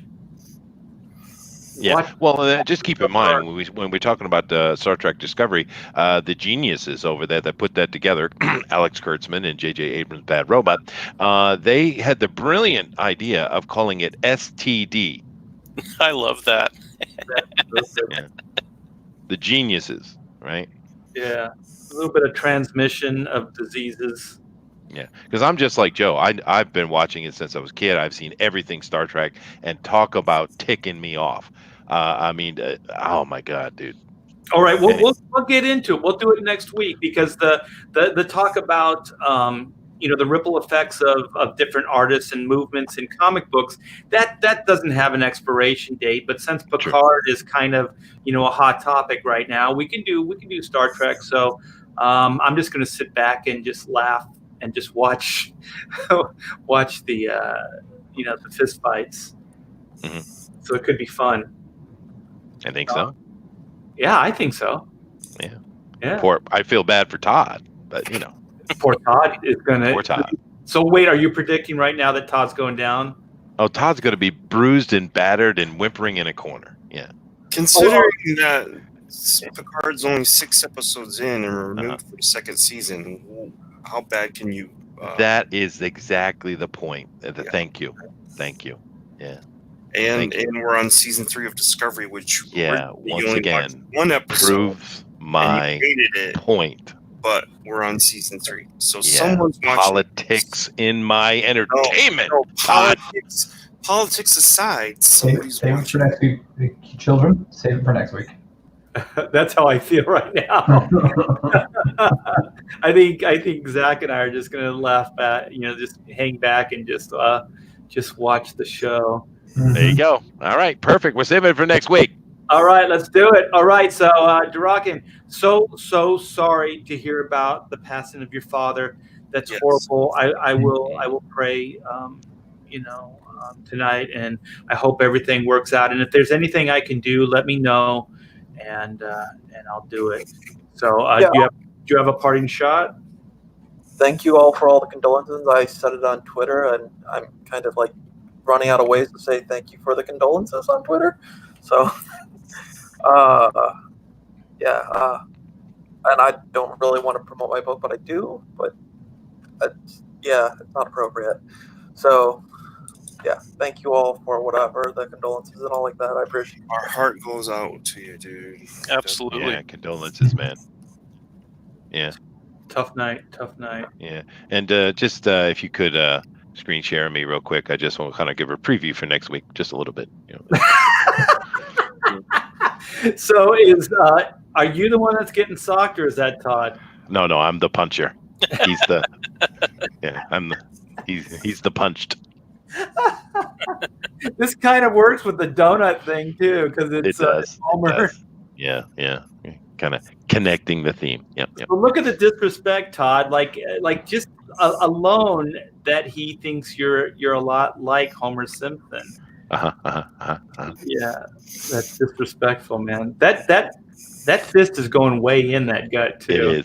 It is. That's right. Yeah, that might be pulling out some kind of vital organs. I've never been much of a beer guy. That's your response? All right, fine. All right. Okay, so Zach, do you have a parting shot? Yeah, go ahead and share my screen. So Chester can see what happened from yesterday. Oh, dude. Yeah, no, Slick liked it a lot. Dude, that is badass. He did this on Drone Quarters Ultimate Edition yesterday. Absolutely gorgeous, and wow, with the color, man, it's really good, dude. I saw a doodle of this, but I didn't see the color version. Yeah, this is killer. It is killer. She's just dripping in blood. Oh, dude, it's awesome. Hey, cool. Yeah, the color version is better than the black and white version. Oh yeah, I fixed her. She called wonky. Her body was wonky. Anywho, hi, you can find me on Twitter at Zach_DB, and right now, till I think there's only 5 days left before I launch this thing. So if you want to get the early bird special, sign up now before it goes away. Make sure you tune in next week where I make Chester Crinus soup. And no one believes you, dude. It's not gonna happen like that. Mm-hmm. It's not gonna happen like that. I'm gonna use my ninja. It's the best Star Trek, so. I think we're stepping all over Zach's promotion here. Yeah. No worries, don't worry. I don't mind. I'm tired, so I'm just. Everyone seems to be. Yeah, so Except for me. And sign up for Goma. This is Zach Bradley's new book, and you said you're going to launch in 5 days. Yeah, in 5 days it launches on Indiegogo. So towards the end of next week. So you guys have that to look forward to. Sweet. So who else do we have? We now have Joe. So parting shot. Yeah, if you don't mind sharing my screen. Where are you? Sharing your screen. I don't see your screen. I selected it. Let me take a look again. I see Goma. I see Chester. On my end, it's sharing, but if you don't see it, then that's okay. Well, what is it? What did you want to? I found the Sanford and Son truck. Oh shit! In the garage where it was restored, and they actually had a reunion, and they had the actors who played Officer Smitty and Hoppy, and they're actually there in police uniforms, and one of them sitting in the truck. Oh, that's awesome, dude. That's the thing I saw. Blue Line Classics. Yeah. I think that's the. Is it a YouTube? Is it like a? It's. Well, there is the YouTube video. I actually went to the Blue Line Classics website. Okay. It's just bluelineclassics.com, and then Sanford and Son truck. Okay. And they absolutely nailed the restoration on that thing. It looks just like it did in the show. Can you send me the link in the Pontificators private chat? Maybe I can share it that way. Sure. I got it. Here, you can just hold on a second. Go ahead and bring me up. Oh, that's cool. Yeah, the one I saw though, it's more of like an old school like warehouse. Like this is nice. This looks like more like a shop. So is this what restored it? I could be wrong. I just saw it and I grabbed it up. No. Here, I'll show you the link I've got. Let me cancel the share. That might have been where they restored it. Maybe. Okay, there's the link. Its final resting zone. Did you send it? Yeah. Yeah. Yeah, he put it in It's the private chat. Private Oh, chat. okay. I don't see it yet. Let me refresh. Do do do do do do do do do do. I don't see it in the pontificators. Did you send it to me through yours, Joe, or? No, it's in the Pontificators. Oh, well, it's in the StreamYard Pontificators private chat. Oh, in that. Okay. Okie dokie. I could do that. There we go. Do do do do do do do do do do. What was Red Fox's thing? It was like, I'm coming to meet you. He was like, You hear that, Elizabeth? I'm coming to join you, honey. I'm coming to join you. Oh, we lost Chester. Okay, while we're waiting on this, why don't Todd give us a parting shot? Geez, you know what? I've been watching this artist who's really gotten really grown. Steven Segovia, and he's going to be doing a run on X-Men's. What is it? Hellions. Dude, this guy's fantastic art. He's grown so much, leaps and bounds. I mean, he's done some Marvel work before, and he's just coming off of some DC work. But I worked with him for this 2 stuff looks years. good. I You worked did? with him on Batman. What was it? What was the video game book? What was the last? Arkham Asylum. Arkham Asylum. Thank you. And then we did our Action Comics run together. We did Action Comics for about a year. Yeah, he's His really art's- good. He's a great guy too. Yeah. So- You should get him on Oh, one of your daytime shows. yeah, he lives in the Philippines, I think. Yeah. Yeah, we'll do that. So go ahead. I'm sorry. Yeah, I'm just saying I've been looking at some of his Hellions preview stuff. Looks amazing. Yeah, So he's really good. good. We were really. I'm just gonna say we were angry when we got let go of Action Comics because we were told we were going to go all the way up to issue 1,000 and be part of that celebration. And I think that maybe was one of the straws that broke my camel's back when I was starting to think maybe DC doesn't have my best interest in mind because I have a little bit of history, with Superman, and I wasn't part of that that 1,000 issue.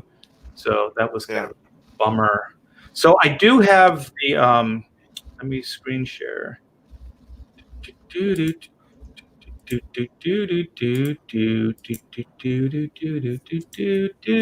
it is. They got the T-shirts and everything. Yeah, so this is the same place. Maybe this is the warehouse. It looks more. It looks cleaner than the one I saw.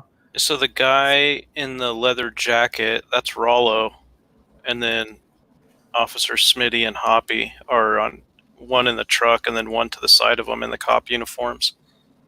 And the guys in the shirts are the ones that did the restoration.